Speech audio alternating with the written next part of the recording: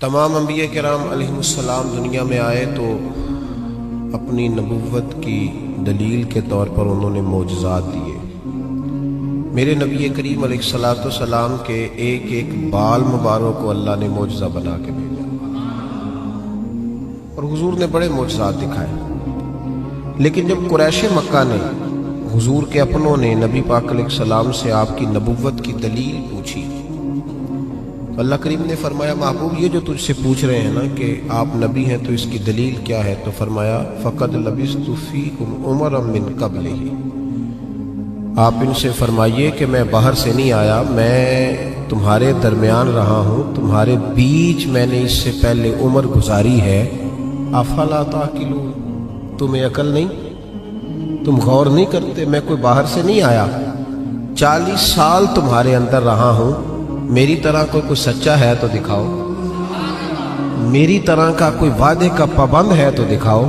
فقد لبثت فیکم عمرا من قبل، اس سے پہلے میں اپنی عمر تمہارے بیچ گزار چکا ہوں۔ افلا تعقلون، تمہیں عقل نہیں؟ اپنے کردار کو، اپنے اخلاق کو نبی کریم علیہ الصلوۃ والسلام نے خود اپنی زندگی کو، بات پہ غور کیجئے گا، خود اپنی زندگی کو اللہ کے رسول نے اپنی نبوت کی دلیل کے طور پر بیان فرمایا، اور اللہ کریم نے فرمایا وَإِنَّكَ لَعَلَىٰ خُلُقٍ عَظِيمٍ، محبوب بے شک ہم نے آپ کو اعلیٰ ترین اخلاق کا مالک بنایا۔ میں آیت کی زیادہ تشریح میں نہیں جاتا، اعلیٰ حضرت کا ایک جملہ پڑھ کے آگے گزرتا ہوں۔ فاضل بریلوی رحمۃ اللہ علیہ فرماتے ہیں کہ اخلاق وہ نہیں ہے، سرکار اعلیٰ حضرت فرماتے ہیں اخلاق کا مطلب یہ نہ سمجھو کہ جو اچھے اچھے کام تھے وہ نبی پاک نے کیے، یہ مطلب نہیں، بلکہ فرماتے ہیں جو حضور نے کر دیا وہ اچھا ہو گیا، جو نبی پاک نے کر دیا وہ اچھا۔ اب پتہ نہیں آپ کی ادب سے، شعر و شاعری سے کتنی دلچسپی ہے، لیکن اس فکرے کو آپ سمجھ لیجئے کہ یہ نہیں کہ جو اچھے کام تھے وہ حضور نے کیے، بلکہ جو نبی پاک نے کر دیا وہ اچھا ہو گیا۔ اگر نبی پاک نے اکرمہ بن ابو جہل کو معاف کر دیا تو یہ بھی اچھا ہے، اور اگر حضور علیہ السلام نے فرمایا کہ جاؤ میرے گستاخ کی گردن کاٹ کے لاؤ تو یہ بھی اچھا ہے۔ جو حضور نے کر دیا وہ دونوں چیزیں اچھی ہیں۔ میری بات کی سمجھ آ رہی ہے آپ حضرات؟ ہمارے ہاں نا اخلاق کا ترجمہ بڑا مختصر سا کیا جاتا ہے، میری اور آپ کی طرح کے سادے لوگ وہ کہتے ہیں میٹھا بولو یہ اخلاق ہے، میٹھی بات کرو، باقی جو مرضی کرو، صرف تم میٹھا بولو یہ اخلاق۔ او خدا کے بندے، میٹھا تو کئی دفعہ بندہ ٹریننگ سے بھی بولتا ہے۔ آپ کبھی جہاز کے عملے کے ساتھ سفر کریں نا، تو میری طرح کا جو بالکل وہ لو سیٹ پہ بیٹھا ہوتا ہے نا، پیچھے اکانومی میں جو آدمی بیٹھا ہوتا ہے، وہ بھی جب جہاز پہ چڑھتا ہے نا، سواری کرتا ہے، تو وہ جو عملہ جن کی تنخواہیں لاکھوں میں ہیں وہ جی سر جی کہہ کے سوال کا جواب دیتے ہیں۔ آپ جتنا مرضی سخت بولیں، لیکن وہ جہاز کا عملہ آپ کے ساتھ کوئی تلخ کلامی، اس کا مطلب یہ نہیں کہ وہ با اخلاق ہے، ان کی ڈیوٹی ہے کہ آپ نے سخت بات، چلیں یہ تو بات دور کی ہے، میں قریب کی مثال دیتا ہوں۔ آپ چلے جائیں یہاں سمندری میں کسی دکان سے کپڑا خریدنے، تو اچھا سیل مین کسی اچھے دکاندار نے رکھا ہو نا، تو آپ اس کو کہیں کہ مجھے یار کپڑا چاہیے کوئی سردیوں والا اچھا سا دکھا کوئی، تو وہ ایک تھان کھول کے لائے گا، آپ کہیں گے نہیں وہ والا دکھا، وہ بھی دکھائے گا، پھر وہ نہیں یار تیرے پاس وہ ہے ہی نہیں جو مجھے چاہیے، وہ کہتا نہیں چاچا جی کھلو جو، کچھ پیچھے بھی ہے میرے کول پہ، ہوتا ہے کہ نہیں ایسے؟ وہ پیچھے سے بھی 2-4 تھان اٹھا کے لاتا ہے، کھول کے دکھاتا ہے، بڑا کچھ کرتا ہے، اور یار تجھے پہلے ہی کہا تھا تیرے پاس وہ نہیں جو مجھے چاہیے، تو وہ کہتا ہے جی آپ اس طرح کریں پرسوں آئیے گا، کل مال آنا ہے نیا۔ یعنی آپ نے اس کو تھکا دیا، ساری دکان کھلوا لی، پھر بھی اس نے غصہ، لیکن جب آپ دکان سے اترے تو پھر اس نے کہا یار دیکھو نخرہ کتنا ہے اس کا۔ تو یہ بتائیں یہ اخلاق ہے کہ ٹریننگ ہے؟ بولیں تو صحیح تھوڑا یار، یہ کیا ہے؟ تو لوگ سمجھتے ہیں کہ ٹریننگ کا نام ٹریننگ اور چیز ہوتی ہے، اخلاق اور چیز ہوتی ہے۔ کسی بندے نے دین کے لیے کسی کو ڈانٹ دیا تو اس نے کہا دیکھ بڑا سخت آدمی ہے، او بھائی اس نے اگر تو ذات کے لیے ڈانٹا ہے پھر تو سخت ہے، اور اگر وہ دین کے لیے بات کر رہا ہے تو وہ سخت نہیں ہے، وہ محمد عربی کا نوکر ہے، وہ رسول اللہ کا غلام ہے۔ ہم نے نا اخلاق کا ترجمہ، ایک بندہ اخلاق، چلے میں اور سادہ کرتا ہوں، میں خود دیہاتی ہوں نا تو میں اور سادہ کرتا ہوں، ایک بندہ با اخلاق ہوتا ہے تو ایک میس نہ ہوتا ہے۔ ان دونوں میں فرق ہوتا ہے، پتہ ہے آپ کو؟ تو شریعت اس کا دفاع نہیں کرتی کہ جو اندر بغض چھپائے اور زبان پہ خیر رکھے۔ نبی کریم صلی اللہ تعالی علیہ وسلم نے جو اخلاق سکھائے اس کو سمجھیں۔ صرف میٹھا بولنے کا نام اخلاق نہیں میرے بھائی، سچ بولنے کا نام اخلاق ہے۔ صرف میٹھا بولنے کا نام ہی اخلاق حسنہ نہیں، سنو اور یاد رکھو، وعدہ وفا کرنے کا نام اخلاق ہے۔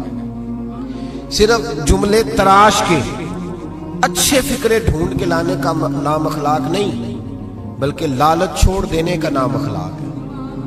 تعلیم اس چیز کا نام نہیں کہ آپ نے کہہ دیا سارے گاؤں والے جاہل ہیں جی، میں تو آکسفورڈ کا پڑھا ہوا ہوں، یہ ان پڑھ بندے، انہیں کیا پتا، میں نے تو کل ابھی ایم فل کا داخلہ بھجوایا، یہ تو سارے ان پڑھ ہیں، میں تو ابھی کل جو ہے وہ میں نے درسیات مکمل کیا دورہ حدیث میں، ان جاہلوں کا کیا پتا۔ یہ کہہ کے جان چھڑانا آسان ہے، لیکن کسی جاہل کو تعلیم دینا بڑا مشکل کام۔ سب کو ان پڑھ کہہ کے گزر جانا یہ تو آسان کام۔ مولا علی شیر خدا رضی اللہ تعالیٰ عنہ سے کسی شخص نے کہا تھا حضور پڑھا لکھا بندہ کون ہوتا ہے، عقل مند کون ہوتا ہے؟ تو فرمانے لگے جس کو جاہلوں سے صحیح گزارا کرنا آ جائے وہ پڑھا لکھا ہوتا ہے۔ فرماتے ہیں جو ان پڑھ لوگوں کے بیچ صحیح وقت گزارے نا، وہ سر پکڑ کے بیٹھ گیا، ابا جی آپ کو پتہ ہی نہیں، آپ تو پرانے زمانے کے۔ او بھائی وہ نہیں پرانے زمانے کا، تو جاہل ہے۔ جس کو باپ دیکھے نا، کبھی کبھی جب ہم عمرے کی فلائٹ لیتے ہیں نا تو ہمارے بچے ہنس رہے ہوتے ہیں، دیکھو بابا جی کو پتہ ہی نہیں کس سیٹ پہ بیٹھنا ہے، بچے مذاق اڑا رہے ہوتے ہیں، دیکھو جی ان کو پتہ ہی نہیں کہ بیلٹ کیسے باندھنا ہے، ان کو پتہ ہی نہیں کس طرح۔ او خدا کے بندے، تو کس طرح کی بات کر رہا ہے؟ اگر تو پڑھا لکھا ہوتا نا تو اٹھ کے بابا جی کا ہاتھ پکڑتا، تو ان کا سیٹ نمبر دے کے انہیں چھوڑ کے آتا۔ اگر تو تعلیم یافتہ ہوتا نا تو انہیں بتاتا اٹھنا کیسے ہے، بیٹھنا کیسے ہے۔ میرے رسول پاک علیہ السلام کا کمال یہ ہے کہ رسول پاک نے اس قوم سے گزارا کیا جو بچیاں زندہ دفن کر دیتی تھی، اس قوم سے گزارا کیا جو کھڑے کھڑے جانوروں کو نیزہ مار کے خون نکال کے پی جاتی تھی۔ میرے محبوب نے ان لوگوں کے بیچ رہ کے وقت گزارا اور اس طرح کی طبیعتیں بدل دی کہ کل تک جو بیٹیاں کاٹ ڈالتے تھے اب وہ بیٹی کمرے میں آتی ہے تو اٹھ کے کھڑے ہو جاتے۔ تو آپ یہ دیکھیں اخلاق اس چیز کا نام ہے کہ آپ نے کسی کو ٹرین دیکھیں۔ حضرت علامہ حلبی نے سیرت حلبیہ میں اس کو لکھا ہے اور امام طبرانی نے طبرانی میں لکھا ہے۔ نبی کریم علیہ السلام بیٹھے تھے تو ایک آدمی مانگنے آ گیا۔ پہلے تو اس نے مانگا بڑے عجیب انداز میں، حضور گزر رہے تھے، اگرچہ یہ حدیث بخاری میں بھی موجود ہے، مسلم میں بھی ہے، نسائی ابن ماجہ میں بھی ہے، لیکن میں جو جس تفصیل سے عرض کر رہا ہوں یہ میں جس کتاب کا حوالہ دے رہا ہوں وہاں سے اسی تفصیل سے عرض کروں گا، اسی انداز میں موجود ہے وہاں روایت۔ ایک شخص آئے تو نبی پاک صلی اللہ علیہ وسلم گزر رہے تھے، مسجد نبوی میں آ رہے تھے، توجہ ہے میرے مانیوں کی میری بات پر۔ نبی کریم صلی اللہ علیہ وسلم نے نا سرخ دھاری دار یمنی چادر کندھے پہ رکھی ہوئی تھی۔ وہ بندہ پیچھے سے آیا، اس نے آ کے حضور کی چادر کو پکڑ کے کھینچا، چادر کھینچی۔ حضرت انس بن مالک رضی اللہ تعالیٰ عنہ فرماتے ہیں کہ جب چادر کھینچی تو میں نے حضور کی گردن مبارک پر اس چادر کا نشان دیکھا، یعنی اتنی سخت چادر کہ پھر گئی گلے مبارک میں۔ اب جب نبی کریم علیہ السلام کی چادر کھینچتا ہے تو کہتا پتہ کیا ہے؟ کہنے لگا اے اللہ کے رسول میں بھوکا ہوں، غریب ہوں، کچھ خیرات لینے آیا ہوں۔ یہ دروازہ ذرا کوئی زور سے کھٹکھٹائے تو اس کی خیر نہیں، وہ تو خیرات لینے آیا کہ لوٹنے آیا ہے؟ اس نے چادر کھینچی اور کہنے لگا جی میں کچھ لینے آیا ہوں۔ حدیث بخاری میں بھی نبی پاک کے یہ جملے موجود ہیں۔ حضرت انس بن مالک فرماتے ہیں فَالْتَفَتَ إِلَيْهِ فَضَحِكَ، فرماتے ہیں جب نبی پاک نے اس کی طرف دیکھا نا تو میرے رسول نے مسکرانا شروع کر دیا۔ اس نے چادر کھینچی ہے، گلے پہ نشان پڑ گیا اور کہتا ہے میں مانگنے آیا۔ میرا خیال ہے میں ہوتا تو ایک تھپڑ مارتا پہلے، بھئی تو مانگنے آیا ہے کہ تو جان لینے آیا ہے؟ تو کچھ لینے آیا، یہ کیا طریقہ ہوا؟ اس نے گردن پہ نشان ڈال دیا، لیکن محبوب کریم مسکرائے۔ کیا خوبصورت انداز ہے فاضل بریلوی کا۔ اور پتہ نہیں اعلیٰ حضرت کہاں بیٹھ کے لکھا کرتے تھے، جب حضور مسکراتے تھے تو اعلیٰ حضرت فرماتے ہیں جس کے گچھے سے لچھے جڑے نور کے، جس کے گچھے سے لچھے جڑے نور کے، ان ستاروں کی نزہت پہ لاکھوں سلام، اور جس کی تسکی سے روتے ہوئے ہنس پڑے اس تبسم کی عادت پہ لاکھوں سلام۔ ذرا شعر کی لذت تو لیجیے گا. جس کی تسکین سے روتے، فرماتے ہیں بڑا بھی غمگین ہونا بندہ تو نبی پاک ہلکی سی تسکین کرے، پورا مسکرائے بھی نہ، پورا مسکرائے بھی نہ تو بندے کے غم سارے دور ہو جاتے ہیں. اب سوال یہ اٹھتا تھا کہ ہم کیا انتظار کریں گے کہ نبی پاک کب مسکرائیں گے؟ کیا یہ قوم انتظار کرے گی؟ تو اعلیٰ حضرت فرمانے لگے نہیں، انتظار کرنے کی ضرورت نہیں، ہر وقت مسکرانا تو میرے نبی کی عادت ہے. انداز دیکھیے، جس کی تسکین سے روتے ہوئے ہنس پڑے، اس تبسم کی عادت پہ لاکھوں سلام. تو نبی کریم علیہ السلام دیکھ کر کے مسکرائے اس صحابی کو، اس شخص کو. حضور مسکرائے اور نبی کریم گھر لے آئے. عشاء کا وقت قریب ہو گیا. رسول کریم علیہ السلام، یہ لفظ بخاری کے نہیں ہیں، یہ صاحب سیرت انبیاء کے. دیکھیں کتنے محتاط انداز میں بات کر رہا ہے، کیونکہ زمانہ بدل گیا ہے نا، حالات بدل گئے. غیروں کی بات نہیں، اپنوں کو بڑی دلیلوں کی ضرورت ہے. بھلا کبھی اپنوں نے بھی دلیل مانگی ہے، لیکن اب اپنوں کو بھی دلائل کی ضرورت ہے تو دے رہا ہوں انشاءاللہ تعالی، اور کوشش کروں گا لفظ لفظ پہ میں دلیل رکھوں. بھائی غور کریں اور سمجھیں اس پہلو کو. نبی کریم صلی اللہ تعالی وسلم گھر لے آئے. عشاء کے اوقات میں حضور نے کچھ دیا، بہت زیادہ دیا حضور نے، اور میرے کریم سے گر قطرہ کسی نے مانگا، دریا بہا دیے ہیں. اب یہ لفظ بھی سیدھا کرنا ہے، یہ دربے نہیں ہے، یہ در بے بہا دیے. در علیحدہ ہے اور بے بہا علیحدہ ہے. یہ بھی دیکھیں نا، فاضل بریلوی کا کلام ہے نا، ذرا سمجھ کے پڑھنا پڑتا ہے. دریا بہا دیے ہیں، در بے بہا دیے ہیں. اب شعر سمجھ میں آئے گا آپ کے. تو بڑا کچھ دیا اللہ کے رسول صلی اللہ علیہ وسلم نے، عطا کیا. تو وہ پتہ کیا کہتا ہے حضور سے جس کو دے رہے ہیں؟ وہ کہنے لگا جی میں نے تو بڑی تعریف سنی تھی، تو آپ نے معاذ اللہ کچھ بھی نہیں دیا. میں نے سنا تھا جھولیاں بھر جاتی ہیں، تو یہ کیا دے رہے ہیں؟ توجہ ہے میری بات پر؟ مطلب یہ کہ اگر آپ کھڑے ہو نا کسی اشارے پہ، گاڑی کی بریک لگائیں تو مانگنے والے نے شیشے پہ دستک دی، تو شیشہ نیچے کر کے 10 روپے تھمائے، تو اس نے کہا یہ کیا دے رہے ہو؟ 100 کا نوٹ دو. تو 10 بھی کھول ہی دینے، کدھر لے پورا دے نا، جو تو 100 لاکھ نہیں ہوتا لے لے. ہاں تو بھائی کو چھیننے آیا ہے. ایسے ہی ہوتا ہے کہ نہیں ہوتا؟ صحیح کہہ رہا ہوں میں. تو یہ کیا بات ہے؟ کہنے لگا جی آپ، میں نے بڑی تعریف سنی تھی، تو آپ کیا دے رہے ہیں؟ جب اس نے یہ لفظ کہے تو حضرت عمر فاروق نے تلوار نکالی، میں تیری گردن اتار دوں گا. میرے محبوب نے فرمایا عمر تم نہیں جانتے، پیچھے ہٹ جاؤ. حضور گھر لے گئے. ازواج مطہرات کے پاس جو کچھ تھا سارا ہی اسے عطا کر دیا. سیدہ فاطمہ کے گھر میں جو کچھ تھا سارا دے دیا. اس کی جھولی بھر گئی. جب بھر گئی نا، اب پتہ کیا کہتا ہے؟ کہتا ہے محبوبہ میں نے جو تعریف سنی تھی نا، آپ کو میں نے اس سے بڑھ کے پایا ہے. حضور اتنا سخی بندہ دیکھا ہی نہیں، اتنا کمال میں نے دیکھا ہی نہیں، حضور اتنی شان میں نے دیکھی نہیں جتنی آپ کی ہے. محبوب نے سلایا گھر میں. فجر کا وقت اٹھایا تو فرمایا جو بات رات مجھ سے کی تھی وہ میرے غلاموں سے بھی کر دو گے؟ وہ کہہ دو گے بات جو تم نے بات میں کی تھی؟ عرض کی حضور کر دوں گا. تو محبوب فرمانے لگے جب تم نے کہا نا میں کچھ نہیں دیتا، یہ لفظ ہے طبرانی کے، جب تم نے کہا نا میں نہیں دیتا کچھ بھی، تو ان کے دل پریشان ہوئے تھے. جب تم کہو گے نا کہ نبی نے میری اوقات سے بڑھ کے دیا ہے، تو ان کے کلیجے ٹھنڈے ہو جائیں گے. ان کے کلیجے، بڑی تکلیف ہوتی ہے جب لوگ، یار یہ کون سا دین تم لوگوں کو بتا رہے ہو کہ نبی دے کچھ نہیں سکتا؟ یہ کون سا دین ہے جس میں رسول کو دیوار کے پیچھے کا پتہ نہیں؟ یہ کون سا مذہب ہے؟ یہ کون سا دین ہے جس میں D P O R P او تو با اختیار ہو اور محمد اور علی اتنے بھی با اختیار نہ ہو؟ یہ کون سی تبلیغ کر رہے ہیں؟ اور مجھے بتاؤ کون سا رنگ قوم کو دے رہے ہیں؟ کون سا رنگ؟ تم یہ تو بتا رہے ہو کہ جو چیف آف آرمی سٹاف ہو اس کی بڑی طاقت ہوتی ہے، خبردار لوگ ڈرتے ہیں، اور کہہ رہے ہو نبی کے پاس قوت ہی کوئی نہیں ہوتی. اس سے تکلیف ہوتی ہے رسول اللہ کے غلاموں کو. اور یہ وہ رنگ ہے جس کو خود میرے نبی پاک نے بیان فرمایا ہے کہ انہیں تکلیف ہوتی ہے. صبح فجر کے وقت حضور اس صحابی کو لائے مسجد میں. اس غلام کو، ان پڑھ تھے، دیہاتی تھے، ابھی سمجھ نہیں تھی. حضور لائے تو فرمایا رات جو میرے ساتھ بات کی تھی ذرا میرے غلاموں کے ساتھ بھی کر دیں. تو وہ صحابہ کو دیکھ کے کہنے لگے یار میں نے جتنی تعریف سنی تھی نا، رسول پاک کو بڑھ کے پایا ہے. کیا حضور کی سخاوت ہے کہ یہ تو تیز آندھی سے بھی زیادہ سخاوت کرنے والے ہیں. اب ذرا ایک بات پہ غور کریں جو میں آپ کو سمجھانا چاہتا ہوں. اب جب وہ صحابی یہ بات کہہ رہے تھے نا تو صحابہ خوش ہو رہے. اب سرکار دو عالم علیہ السلام نے ایک مثال بیان فرمائی، وہ سمجھ لینا میرے بھائی. حضور فرمانے لگے میرے غلاموں میری اور تمہاری مثال اس آدمی کی طرح ہے جس کی اونٹنی بھاگ گئی تھی، لوگ اس کو پکڑنے کے لیے دوڑ رہے تھے، اسے نیزے مار رہے تھے، قابو کرنا چاہتے تھے، اس کی ناک میں نکیل ڈالنا چاہتے تھے، لیکن وہ کسی کے قابو نہیں آ رہی تھی۔ فرمایا میری اور تمہاری مثال اس آدمی کی طرح جس کی اونٹنی بھاگ گئی، مالک موجود نہیں تھا، وہ بے قابو ہو گئی، پاگل ہو گئی، لوگ پکڑتے ہیں، قابو نہیں آتی۔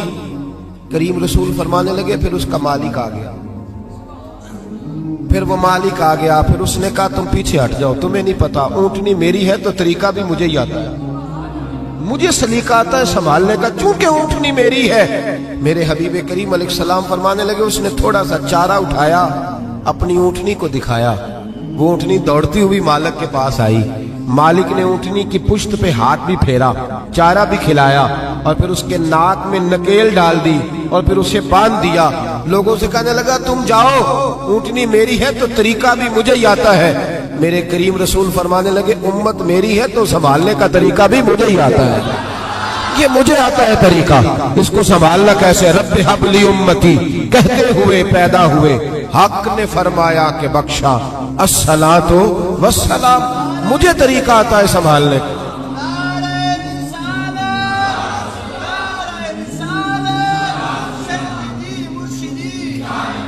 یہ سنیں اللہ کو سنیں جی۔ اب رسول کریم علیہ السلام نے فرمایا بھائی دیکھیں نا، پڑھا لکھا بندہ تو وہ ہے جسے ان پڑھ سے گزارا کرنا آ جائے، پڑھا لکھا شخص تو وہ ہے جس کو پتہ چل جائے کہ یہ آدمی بھٹک گیا، اسے واپس کیسے لانا ہے، وہ گھائل نہ کرے، وہ لوگوں کو قائل کرے، وہ یہ نے کہا جا دوڑ جا، تجھے کیا پتا بات کیسے کرنی ہے، بلکہ وہ کہے آ بیٹھ جا، جب تک تیری تسلی نہیں ہوگی میں تجھے جانے نہیں دوں گا، آ جا بیٹھ جا بھائی۔ اب رسول کریم علیہ السلام نے فرمایا عمر کل اگر تم اسے مار دیتے تو یہ جہنم میں جاتا، اور آج جس حال میں یہ موجود ہے اگر اس حال میں دنیا سے جائے گا تو رب کریم اسے بغیر حساب کتاب جنت عطا فرمائے۔ بھئی ہمیں گزارا کرنا آنا چاہیے، ہمیں پتہ ہونا چاہیے کس طرح کس آدمی سے۔ میرے رسول پاک کی سیرت میں ایک انوکھا واقعہ بھی لکھا ہے، حضور کے غلام تھے، ظاہر نام تھا، نبی کریم علیہ السلام فرمایا کرتے تھے میں اس کا شہری ہوں، یہ میرا پینڈو ہے، یہ میرا دیہاتی ہے۔ اب تو پینڈوؤں کو بڑی شرم آتی ہے نا، پینڈو کہہ دیں، میں کئی دفعہ کہتا ہوں مینو آنکھو یار کھول کے سارے پینڈو، میں بھی پینڈو جی، میرے ابا جی بھی، میرے دادا جی بھی، اصلاً آپ کو پتہ ہے کہ شہروں میں رہنے والے عربیوں کا رواج تھا کہ جب وہ شہر میں بچہ پیدا ہوتا تو اسے تازہ ہوا کے لیے 4-5 سال گاؤں میں بھیجتے، اسی لیے تو میرے نبی حضرت حلیمہ کے پاس گئے تھے۔ تو یہاں پینڈو گردن جھکا لیتا ہے، یہ جتنے شہر آباد ہے پینڈوؤں کی وجہ سے آباد ہے۔ پینڈو بڑی تر و تازہ قوم کو کہتے ہیں، پر پتہ نہیں کیا بات ہے، مور بڑا خوبصورت ہوتا ہے، ہر وقت پیروں کو دیکھتا رہتا ہے، کہتا ہے کبھی یہ صحیح ہوتے نا، او خدا کے بندے باقی سارا جسم دیکھنا، تیری صرف سڑک کچی ہے تو سب سے نیچا ہو گیا ہے، تیری سڑک کچی ہے پر تیری ہوا بڑی تر و تازہ ہے۔ تو اس طرح بھی تو غور کرنا، اپنی مٹی پہ چلنے کا سلیقہ سیکھو، سنگ مرمر پہ چلو گے تو پھسل جاؤ گے۔ اور درویشوں نے کہا تھا دیش اپنے دیا ملا نالو، تم بے لالا کھائیے، آمی غیر ملک دے باغاں اندر میوے کھان نہ جائیے۔ او بھائی یہاں رہ، وہ صحابی آیا کرتے تو حضور فرماتے یہ نا میرا پینڈو ہے، میں اس کا شہر، وہ آتے تو عجیب و غریب ہی باتیں کرتے، کئی پوچھتے کھانا کیا ہے، سویرے کیا کھایا تھا۔ اب میرے مریدوں میں سے شاگردوں میں سے کوئی آ کے کہے استاد جی سویرے کا کھایا تھا، میں کہوں گا تیرا دماغ ٹھیک ہے، جو بھی کھایا تھا تو وہ کون ہوتا ہے پوچھنے والا۔ لیکن وہ عجیب و غریب سوال کرتے، میرے نبی کریم مسکرا کے جواب دے، یہ اخلاق ہے۔ یہ کہ اب تو خیر پیروں کا تو رواج ہی بڑا انوکھا ہے، یہاں تو مرید جب داخل ہو خانقاہ پہ تو 5000 کا نوٹ پہلے نکال، پھر تو ہو سکتا ہے شفقت کھل جائے ساری، پھر تو ماحول صحیح ہو جائے۔ لیکن اگر مرید بیچارہ آتے ہی اس کو خود بھوک لگی ہو لنگر دینا پڑے تو پھر پیر صاحب کہتے ہیں تو آج کیوں آیا، جو میرا راتی سویرے 10 بجے اڑا تھا، تجھے نہیں پتا کہ آج میں چلے میں رہتا ہوں، کیا تماشا۔ اقبال نے کہا خدا بندہ یہ تیرے سادہ دل بندے کدھر جائیں، کہ درویشی بھی عیاری ہے شہنشاہی بھی عیاری۔ اور اقبال کہنے لگے یہ نذرانہ نہیں یہ سود ہے پیران حرم کا، یہ نذرانہ نہیں یہ سود ہے۔ میں سخت لوگوں کے پاس بیٹھتا ہوں تو کبھی کبھی کو بات سخت بھی مجھ سے نکل جاتی ہے، مجبوری جو ہوئی ہو جاتی ہے۔ میں لاہور میں تھا، بڑی اچھی کانفرنس ہو رہی تھی، تو بعد میں ایک اور جگہ پہ پہنچ گئے تو وہاں کچھ مشائخ کے مریدین کے مخصوص حلقے بھی موجود تھے۔ تو ایک شخص نے مجھے کہا ان میں سے کہ یہ کچھ مریدوں نے نا اپنے رخشوں پہ لکھایا ہوا ہے صاحب میرے پیر کی دعا ہے۔ लोग बड़ा तासुर लेते हैं कि अब पीर की दुआ से सिर्फ रक्षा ही मिला है, तो इनसे कहें ये ना लिखवाया करें। तो मैंने कहा चलो मैं मुरीद को मना कर देता हूँ, क्योंकि मुरीद सादा तो रो रो के हो गया ताइब, काश इस पीरे मुगा को भी मिल जाती तौबा की तौफीक। तो मैंने कहा कि चलो मैं मुरीद को मना कर देता हूँ, रक्षे पे ना लिखवाए, पीर साहब तो अपनी पराठों पे लिखवाए ना कि सब मेरे मुरीदों का नजराना है, उनको मना कर देते हैं। और आपसे शिकवा है, आपसे शिकवा है, ये जो आपको 40 साल मुसल्ले पे खड़े रह के इमामत कराता है, ये कभी पीर नहीं बनता। हालांकि रसूलुल्लाह के मुसल्ले पे खड़ा है, नबी पाक के मिंबर पे खड़ा है। मैंने कहा है थोड़ी खुशकी है, कुछ बातें सख्त भी करूंगा। मेरे पास एक शख्स आया करता था, रोज अपने पीर की कोई ना कोई करामत सुनाता। तो एक दिन घर में कोई झगड़ा हो गया भाई का, कोई तलाक का मामला हुआ, तो मुझसे पूछने आ गया, कहने लगा हजरत जी वो तलाक का मसला बताएं। तो मैं कहा पीरा नूं पूछ, कहते उन्हें नहीं होता। तो मैं क्या जेल ने फिर करामत तो रोज नहीं तैयार होती है। बांझ इल्मो जो करे फकीरी, वो जाहल मरे दीवाना हो। मैं काफिर नहीं आके, हालांकि सुल्तान बाबू ने काफिर कहा, तो मैं हालांकि उतनी बात नहीं कर रहा जितनी वो कह गए। ख्याल करें थोड़ा सा, हमने तो इस्तेहसाल किया कि मदरसे के बच्चे ना ईद वाले दिन ये भी हदीस सुनाई जाती है, ये भी हदीस सुनाई जाती है कि इनके पैरों के नीचे फरिश्ते पर बिछाते हैं, और फिर कमेटी वालों ने उसी जिसके नीचे पैरों के नीचे पर बिछा रहे हैं उसी की गर्दन पर खाले भी रखी होती है। ये वो मौजूद आदमी है जिसके पैरों के नीचे फरिश्तों ने पर बिछाए। ये तो इस्तेहसाल किया, आप हद कर दी। बहुत सारे शेखुल हदीस हैं जिनकी बेटियां अभी इस इंतजार में हैं कि कहीं से जहेज आएगा तो शादी हो। मैं ऐसे लोगों को जानता हूं जिन्होंने 40 साल फिका पढ़ाई लेकिन अपना मकान नहीं मिल सका, और इन फराडिये पीरों को और बेशरा नादखानों को और जाहिल खतीबों को आपने रईस आदम कर दिया। कभी इस दुख को सुनोगे तो मैं सुनाऊंगा। आप लोगों ने हद कर दी। ये रबीउल अव्वल आता है तो रेट लगते हैं, बोलियां लगती हैं। डरो अल्लाह ताला से, डरो। जो आपको हर जुमे रसूलुल्लाह का दीन सुनाता है वो भी नबी पाक का नुमाइंदा ही है। कभी आगे बढ़ के उसका भी हाल पूछ लिया करो। हम तो सूट देते हैं कारी साहब को 27वीं रात को, इसी 27वीं को देते हो ना, ताकि ना कोई दर्जी पकड़े ना कोई सी के दे, वो पहनना ना लेके ईद वाले दिन नया जोड़ा हमारे बराबर ना हो जाए, इसलिए 26वें रोजे देते हो। इनकी कदर करो।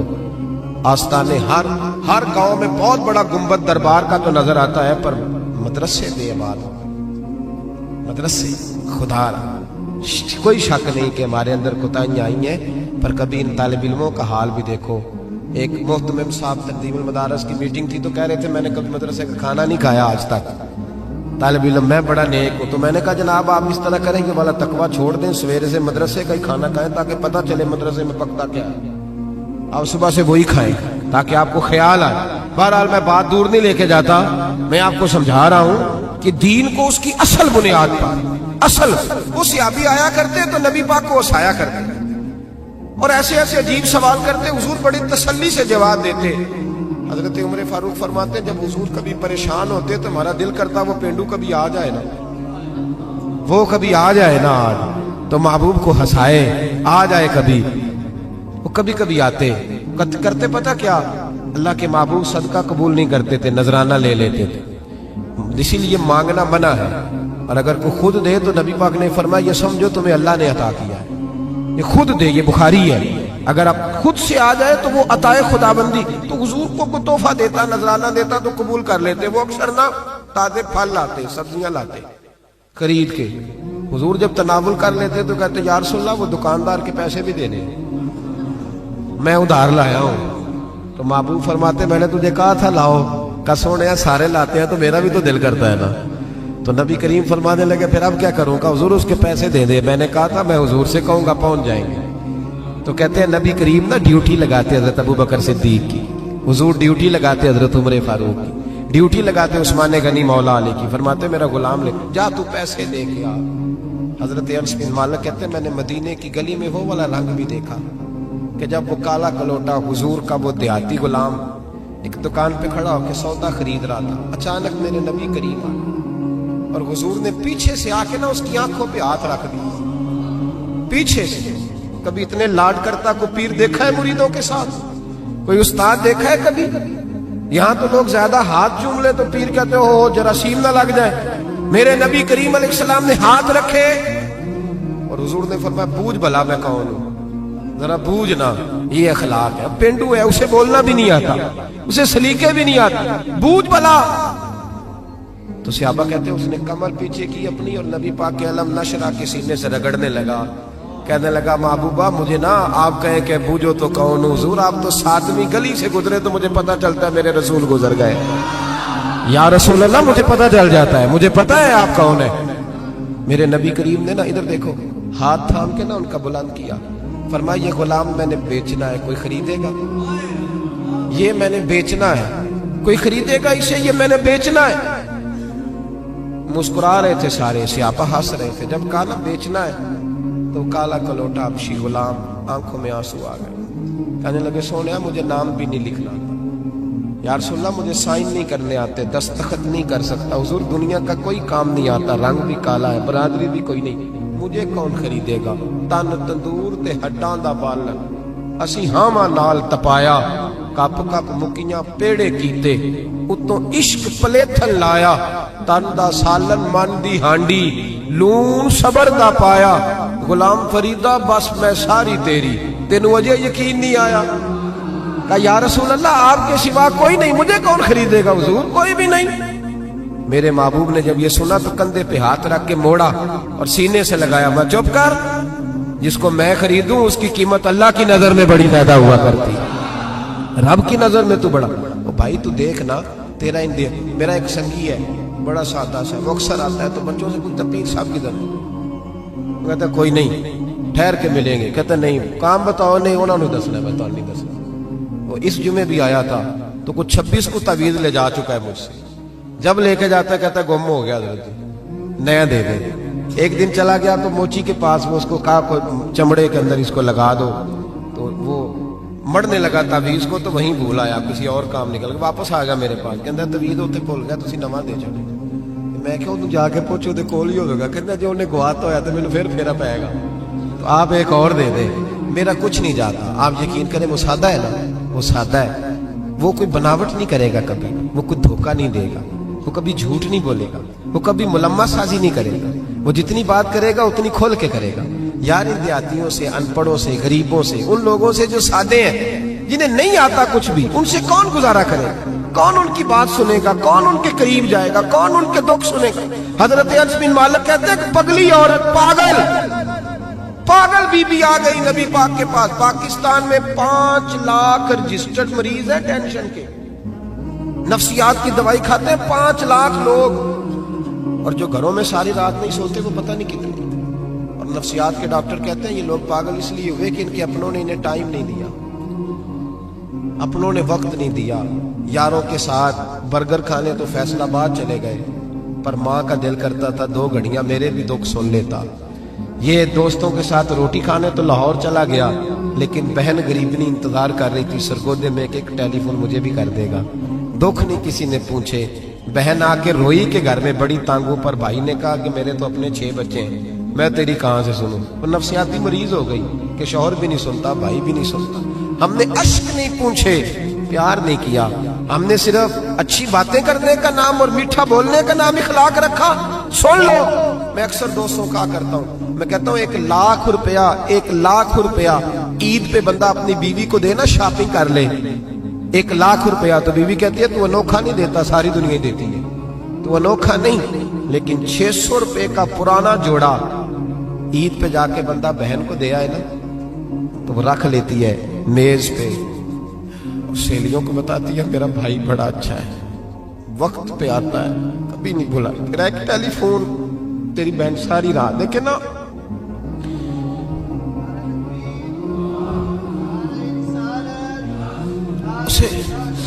یہ نا معاشرے میں بڑی ساری, حضرت شیما تھی نا نبی پاک کی رضائی ہمشیرہ, حضرت حلیمہ کی, تو ان کے سارا قبیلہ گرفتار ہو کے آیا تھا. وہ جب آئی ہیں نا نبی پاک کے پاس, تو حضرت ابو ہریرہ سے کہنے لگی حضور کو جا کے بس کان میں کہہ دو کہ حلیمہ کی بیٹی ہے. حضرت ابو ہریرہ کہتے ہیں حضور اتنی تیزی سے اٹھے کہ نبی پاک کی چادر بھی منبر پہ رہ گئی. پھر حضور گھر لے گئے, فرمایا فاطمہ اور عائشہ کو بلاؤ, میری بہن آئی ہے. میرے محبوب کریم نے فرمایا تو اگر کہے گی نا تو میں تیرے لیے مدینے میں مکان بنا دوں گا, تو یہی رہ جا, کہنے لگی نہیں محبوبہ واپس جانا. تو حضور سے کہنے لگی میرا سارا قبیلہ گرفتار ہے, اسے چھوڑ دیں. حضرت ابو ہریرہ کہتے ہیں ہر کام حضور نے مشورے سے کیا, پر جب بہن نے کہا نہ چھوڑ دیں, اور میں کوئی مشورہ نہیں, جیسے تو کہے گی ویسے ہی ہو جائے گا, جیسے تو کہے گی ویسے ہی ہو جائے گا, جس طرح تو چاہے گی.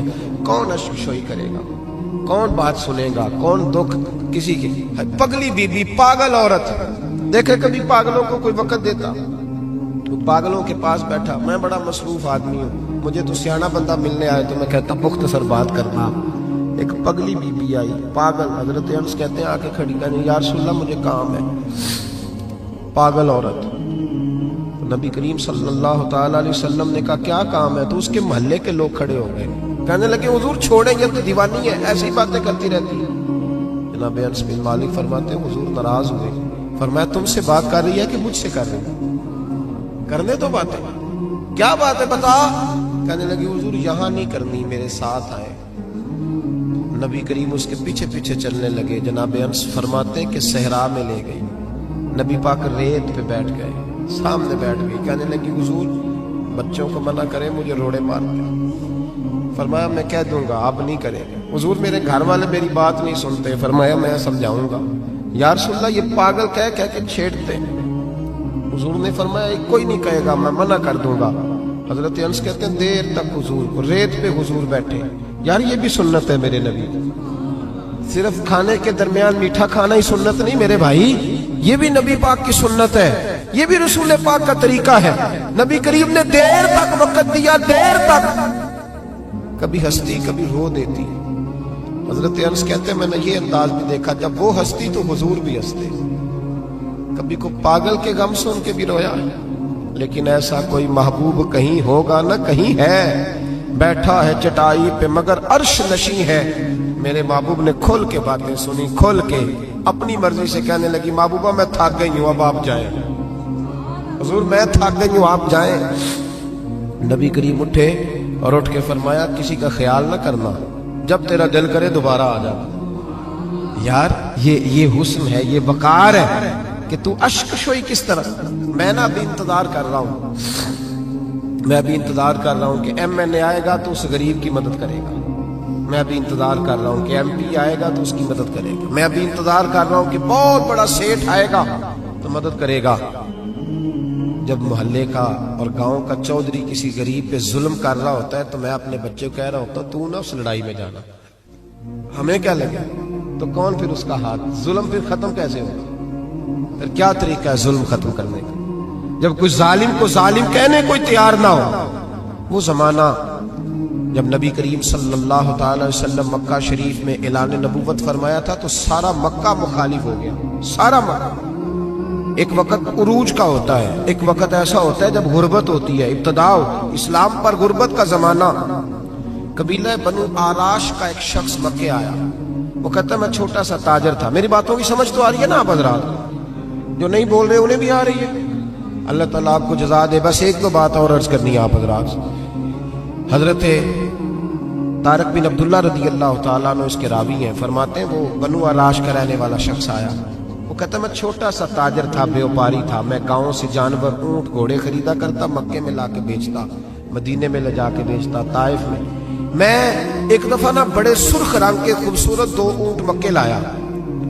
میں مکے کے لوگوں کو زیادہ نہیں جانتا تھا, منڈی میں جو لوگ آتے جاتے تھے انہیں جانتا تھا, مال بیچ کے چلا جاتا تھا. آج میں مکے میں داخل ہوا تو ابو جال مجھے کہنے لگا یہاں ایک شخص نے دعویٰ نبوت کیا, اس کے قریب نہ جانا. میں نے کہا ٹھیک ہے نہیں جاؤں گا. میں نے اونٹ دکھائے تو ابو جال کو پسند آ گئے, سودا ہو گیا, اونٹ خرید لیے. وہ شخص کہتا ہے کہ اونٹ خرید کے نہ تو کہنے لگا فلاں محلے کی فلاں گلی کے فلاں کونے میں میرا گھر ہے, کل آ کے پیسے لے لینا. کہتے میں اگلے دن پیسے لینے گیا تو کہنے لگا آج نہیں میرے پاس, کل آنا. میں اگلے دن پھر گیا, پیسے, کہنے لگا نہیں کل آنا. ہوٹل ہوتے نہیں تھے, مکے میں میرا رشتہ دار کوئی نہیں تھا, میں فٹ پاتھ پہ سوتا. جو چند کھجورے اور سرکہ میرے پاس تھا وہ پہلے دن ہی ختم ہو گیا. انویسٹمنٹ بھی ساری وہیں لگی ہوئی تھی, گھر میں بچے بچیاں انتظار کر رہے تھے. میں بڑا مجبور ہوا, تھک گیا. تیسرے دن میں گیا تو میں نے کہا پیسے, کہنے لگا کل آنا. میں نے ذرا دبا کے بات کی, میں نے کہا یار میری کوئی پھپھو تو رہتی نہیں مکہ مکرمہ میں, غریب آدمی ہوں, میرے پیسے دے میں جاؤں. جب دبا کے بات کی تو کہنے لگا جا دوڑ جا جہاں سے ملتے ہیں لے لے، بھاگ جا۔ یہ تاجر جب ڈوبتے ہیں نا تو معاذ اللہ تعالیٰ کچھ تو ایسے ہوتے ہیں جو خودکشی کر کے مر جاتے ہیں، اس لیے کہ بڑے لوگ ان کے ساتھ وابستہ ہوتے ہیں۔ جب کسی کی اصل راز ہی ڈوب جائے کہتے ہیں میں کانپنے لگا۔ میں نے پوچھا لوگوں سے کہ تمہارے چودھری سردار بڑے کہاں بیٹھتے ہیں؟ تو کہا وہ جو حرم مکہ کے ساتھ ٹولیاں بنا کے بیٹھے ہیں نا وہ سارے ہمارے سردار ہی ہیں۔ کہتے ہیں میں وہاں گیا، ابو سفیان تھے، ابو لہب تھا، عتبہ، طیبہ، شیبہ، ابو المختری، اخنس بن شریح، سب بیٹھے۔ میں نے جا کے کہا یارو میں بنو عراش کا رہنے والا ہوں، چھوٹا سا تاجر ہوں، 2 اونٹ یہاں لا کے بیچ بیٹھا ہوں تو ایک شخص نے خریدے ہیں، وہ پیسے نہیں دیتا۔ کہتے ہیں عتبہ بولا یا ابو سفیان بولا کہ کون ہے جو تیرے پیسے کھا گیا؟ طاقت ہے کسی کی نام لے؟ تو کہتے میں نے کہا اس کا نام ابو جہل ہے۔ جب میں نے یہ کہا نا تو کہنے لگے اوہو وہ تو پیسے نہیں ملتے تیرے، تو بڑا گنڈا ہے، تو بہت بڑے بدماش کے پاس ہونا چاہیے، وہ تو نہیں پیسے ملنے لگے، کبھی نہیں ملتے۔ فرماتے اب میں کانپا، اب تو میری امیدیں ٹوٹنے لگی، اب میرے آنسو چھلکنے لگے۔ تو ایک شخص نے نا مذاق کیا، ادھر دیکھیے گا میری طرف، مذاق کیا۔ کہتے ہیں سامنے نا خانہ کعبہ کی دیوار کے ساتھ ٹیک لگا کے رسول پاک تشریف فرما تھے، نبی کریم بیٹھے ہوئے تھے، نبی کریم۔ تو ایک بندے نے معاذ اللہ ثم معاذ اللہ نقل کفر نہ باشد، اس نے نا مذاق کیا، کہنے لگا وہ جو بندہ بیٹھا ہے وہ تیرا مسئلہ حل کر سکتا ہے۔ کہتے ہیں اس نے مذاق کیا، باقی ہنسنے لگے۔ مجھے سمجھ نہ آئی کہ بھیجتے بھی ہیں اور مذاق بھی اڑاتے ہیں، لیکن ڈوبتے کو تنکے کا سہارا میں حضور علیہ السلام کے قریب پہنچا۔ نبی کریم کچھ وظیفہ پڑھ رہے تھے۔ یہ غریب آدمی نا بیچارہ وزیر سے بھی ڈرتا ہے تو پیر سے بھی ڈرتا ہے کہ کہیں طبیعت پہ کوئی چیز گرا نہ گزر جائے۔ تو کہتا ہے میں ڈرتے ڈرتے نا پیچھے بیٹھ گیا کہ فارغ ہوں گے تو میں بات کروں گا۔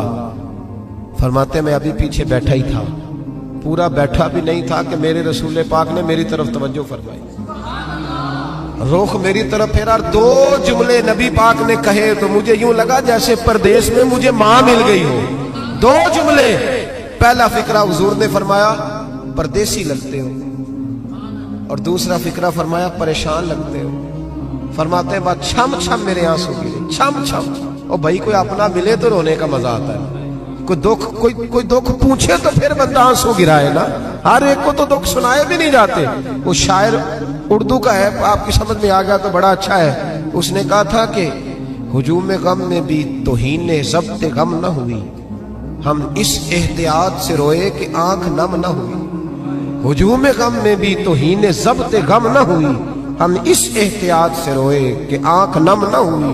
ہم روئے بھی ہیں پر ہم نے کوشش کی ہے کہ کوئی ہمارے آنسو نہ دے کے چھپ چھپا کے روئے۔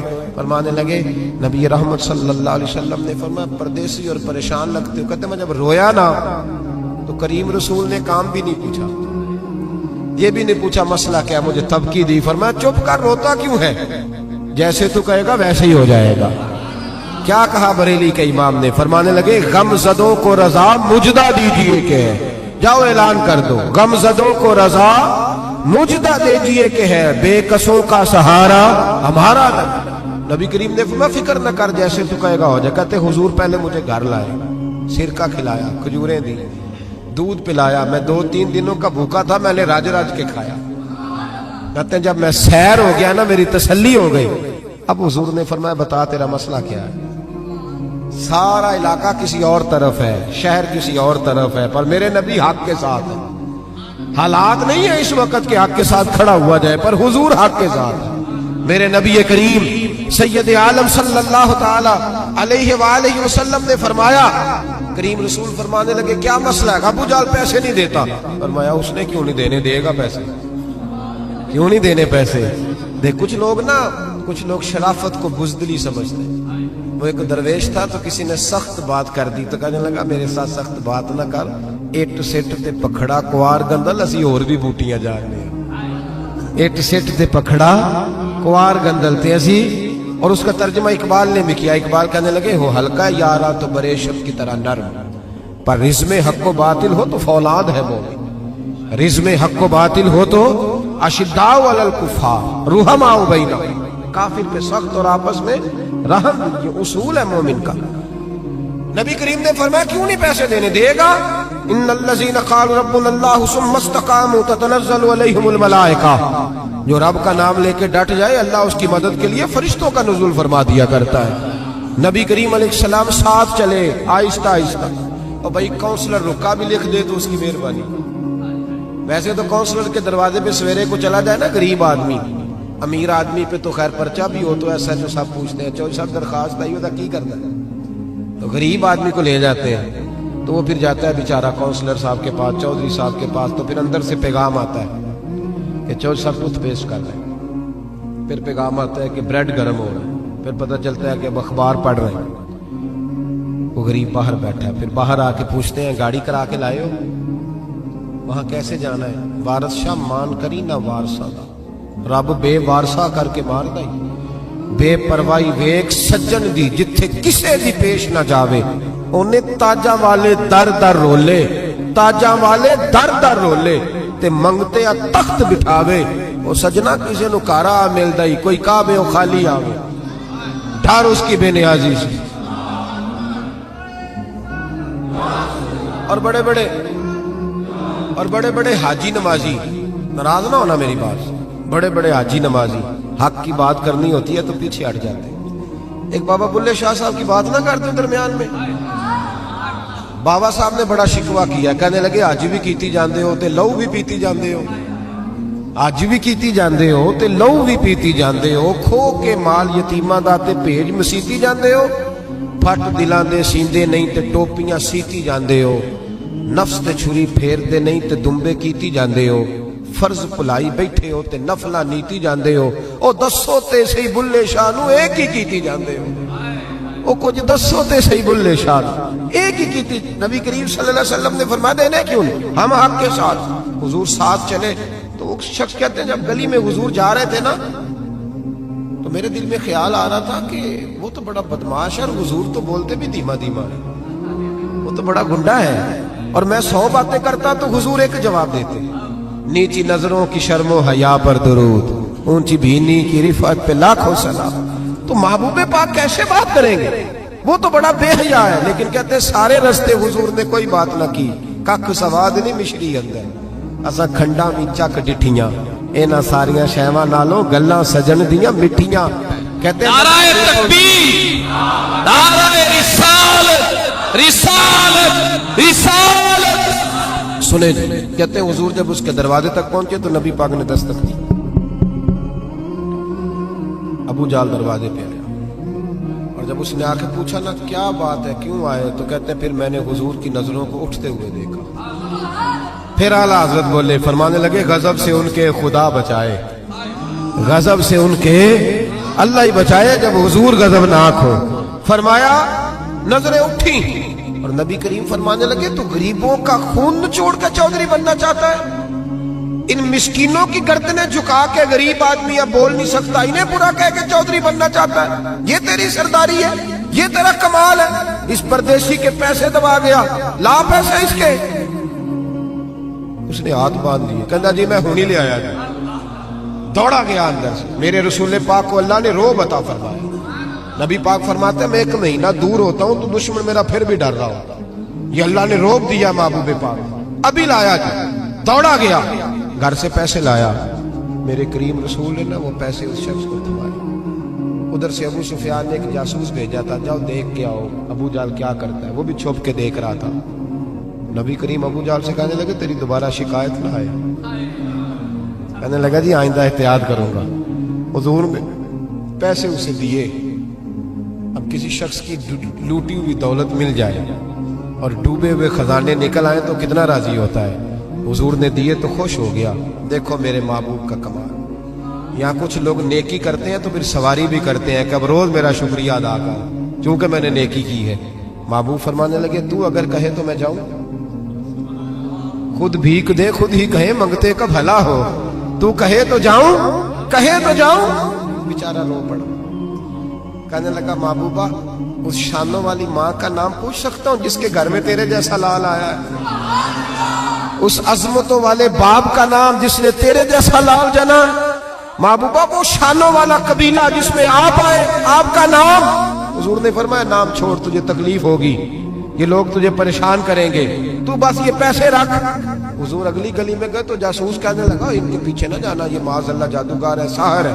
اس نے ہاتھ جھٹکا، کہنے لگا دفع ہو جا، تو بھی جھوٹ بولتا ہے اور تیرے سارے سردار بھی جھوٹ بولتے ہیں۔ اگر کائنات میں کوئی سچا ہے تو وہ محمد عربی کی ذات سچی ہے، یہ رسول کائنات، میرا اور آپ کا۔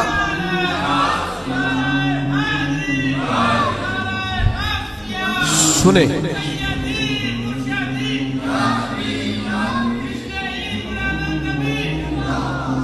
کچھ نہیں، جو بندہ کچھ نہیں نہ کر سکتا وہ کسی کو تسلی تو دے سکتا ہے کہ نہیں؟ اتنا تو ہو سکتا ہے نا۔ قرآن مجید نے کہا یا ایھا النبی انا ارسلناک شاہدا ومبشرا ونذیرا، میرے رسول پاک نا خوشخبریاں سنانے آئے، ڈر سنانے آئے۔ تھوڑا تھوڑا نا ایک دوسرے کا ہاتھ پکڑنا شروع کریں، چھوڑ دیں انتظار کرنا۔ مجھے بڑا اچھا لگا یہ لبیک فاؤنڈیشن جو ان دوستوں نے بنائی۔ دیکھو خیر کا کام کوئی بھی کرے نا، میری ایک طبیعت ہے، میں کہتا ہوں کہ میں یہاں آپ کے یہاں بیان کر رہا ہوں تو فیصل آباد میں جو بندہ اس وقت تقریر کر رہا ہے نا، مجھے اس کی تعریف کرنی چاہیے، اس لیے کہ میں یہیں کر سکتا ہوں اس وقت، وہاں جا کے نہیں کر سکتا۔ جو لاہور میں کر رہا ہے مجھے اس کو سپورٹ ہے۔ ہم پتہ کیا کرتے ہیں کہ خیر بس وہی ہے جو میرے پاس ہے، دائیں بائیں کچھ بھی نہیں۔ خدا مجھے ایسی خدائی نہ دے کہ اپنے سوا کچھ دکھائی نہ دے، ایسا نہ کرو۔ جتنا بھی جہاں بھی جو بھی اچھا کام کر رہا ہے اس کو سپورٹ کریں، اس سے نا ایک یونٹی پیدا ہوگی، ایک خوبصورتی آئے گی۔ تھوڑا تھوڑا پیار کرنا سیکھیں۔ ہم پتہ کیا کرتے ہیں، جب بھی اینک لگاتے ہیں تو ڈھونڈتے ہیں کہ کوتاہی کہاں پڑی ہوئی ہے، وہ کوئی کوتاہی مل جائے تو اس کو ڈسکس کریں۔ اچھے لوگ یہ کام نہیں کرتے۔ اچھے لوگ کوتاہی نظر آئے تو آنکھ بند کر لیتے ہیں، خوبی نظر آئے تو دنیا کو بتاتے ہیں۔ یہاں علماء بیٹھے ہیں، آپ پوچھ لیجئے گا، شریعت کا مسئلہ ہے کہ جب کسی کو غسل دو نا، اگر کوئی اچھی چیز نظر آئے تو لوگوں کو بتاؤ، حکم ہے۔ پتہ ہے آپ کو، چہرہ جی کھل گیا تھا، میں نے دیکھا ہے، روشنی پھیل، یہ بتاؤ۔ لیکن اگر کوئی بری شے نظر آئے، کف لسان، چپ کر۔ حضور نے حکم دیا اذکروا محاسن موتاکم، او کما قال صلی اللہ علیہ وسلم، جب تم میں سے کوئی چلا جائے تو اس کی اچھی اچھی باتیں بیان کرو، برائیاں ہوں بھی تو ان سے صرف نظر۔ آج پتہ کیا ہو رہا ہے، ایک بندے میں 99 خوبیاں ہیں، ان کو کوئی نہیں بیان کر رہا، جو ایک خامی ہے نا وہ ہر بندے کو نظر آ رہی۔ تھوڑا تھوڑا پیار کریں۔ اخلاق کا مطلب یہ ہے کہ آپ کس طرح محبت بانٹ سکتے ہیں، کس طرح لوگوں کے ساتھ بھلائی کر سکتے ہیں، کس طرح آپ آگے بڑھ سکتے ہیں۔ دعا کرتا ہوں اللہ تعالیٰ کی بارگاہ میں جو میں کہہ سکا اللہ اسے قبول فرمائے۔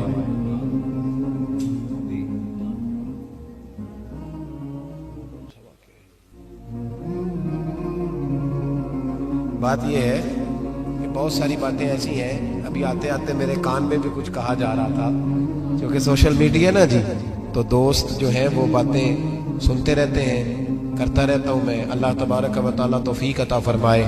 ایک حدیث میرے ذہن میں اور ہے، جیسا کہ انہوں نے اشارہ دیا، میں نا اسی انداز میں وہ والی روایت چلے بیان کر دیتا ہوں، ان کی بات بھی پوری ہو جائے گی اور عنوان بھی تھوڑا سا آگے چلا جائے گا۔ نبی کریم علیہ السلام جب احساس فرماتے تھے نا، احساس، تو وہاں میرے نبی پاک نے جانور کا بھی احساس فرمایا۔ پتہ کیا ہوتا ہے، جب احساس پیدا ہو جائے تو پھر سب کا ہو جاتا ہے، اور جب نہیں نہ پیدا ہوتا تو پھر اپنا ابا بھی روتا رہتا ہے، پھر اپنی اماں بھی پریشان رہتی ہے۔ احساس کی شدت۔ حضرت ابوبکر صدیق رضی اللہ تعالیٰ عنہ فرماتے ہیں، میں نبی کریم صلی اللہ تعالیٰ علیہ وسلم کے ساتھ تھا، ہم ایک جگہ سے گزر رہے تھے تو رش بہت زیادہ تھا۔ یہ بخاری میں بھی ہے، لیکن زیادہ تفصیل حضرت امام جلال الدین سیوطی کی الحاوی للفتاوی میں آپ کو ملے۔ کہتے ہیں کہ گزر رہے تھے تو رش تھا، تو حضور نے فرمایا پتہ کرو یہاں کیا ہے۔ کہتے میں گیا تو کہا یا رسول اللہ، ایک اونٹ پاگل ہو گیا، لوگوں کو کاٹ رہا ہے۔ نبی کریم نے فرمایا پیچھے ہٹو، میں چلتا ہوں۔ اب یہ لفظ لکھے ہیں امام سیوطی نے کہ لوگ نا اونٹ کو قابو کرنے کی کوشش کر رہے تھے تو نیزے مار رہے تھے، تیر، آپ کو پتہ ہے نا، ہلکان کرنا چاہتے ہیں کہ وہ جو ہے نا وہ اس قدر کمزور ہو جائے کہ گر جائے۔ پاگل جو ہو گیا تھا، کاٹ رہا تھا۔ کہتے ہیں حضور نے جب اس کی کیفیت دیکھی تو نبی پاک نے جلال فرمایا پیچھے ہٹ جاؤ، یہ کیا طریقہ ہوا؟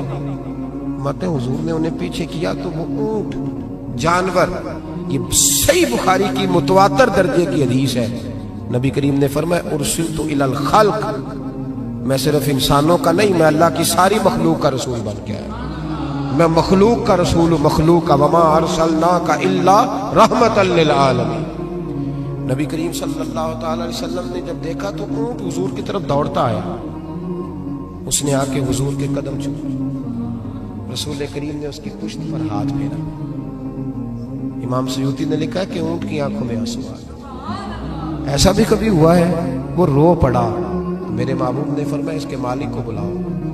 جب تک وہ مالک کو بلانے گئے، حضور نے رسی لی، اس کے ناک میں نکیل ڈال دی، حضور نے اسے باندھا، چارہ کھلایا، پانی پلایا، اور جب مالک آیا تو حضور نے فرمایا وہ پاگل نہیں ہے، وہ تو تمہاری شکایت کر رہا ہے۔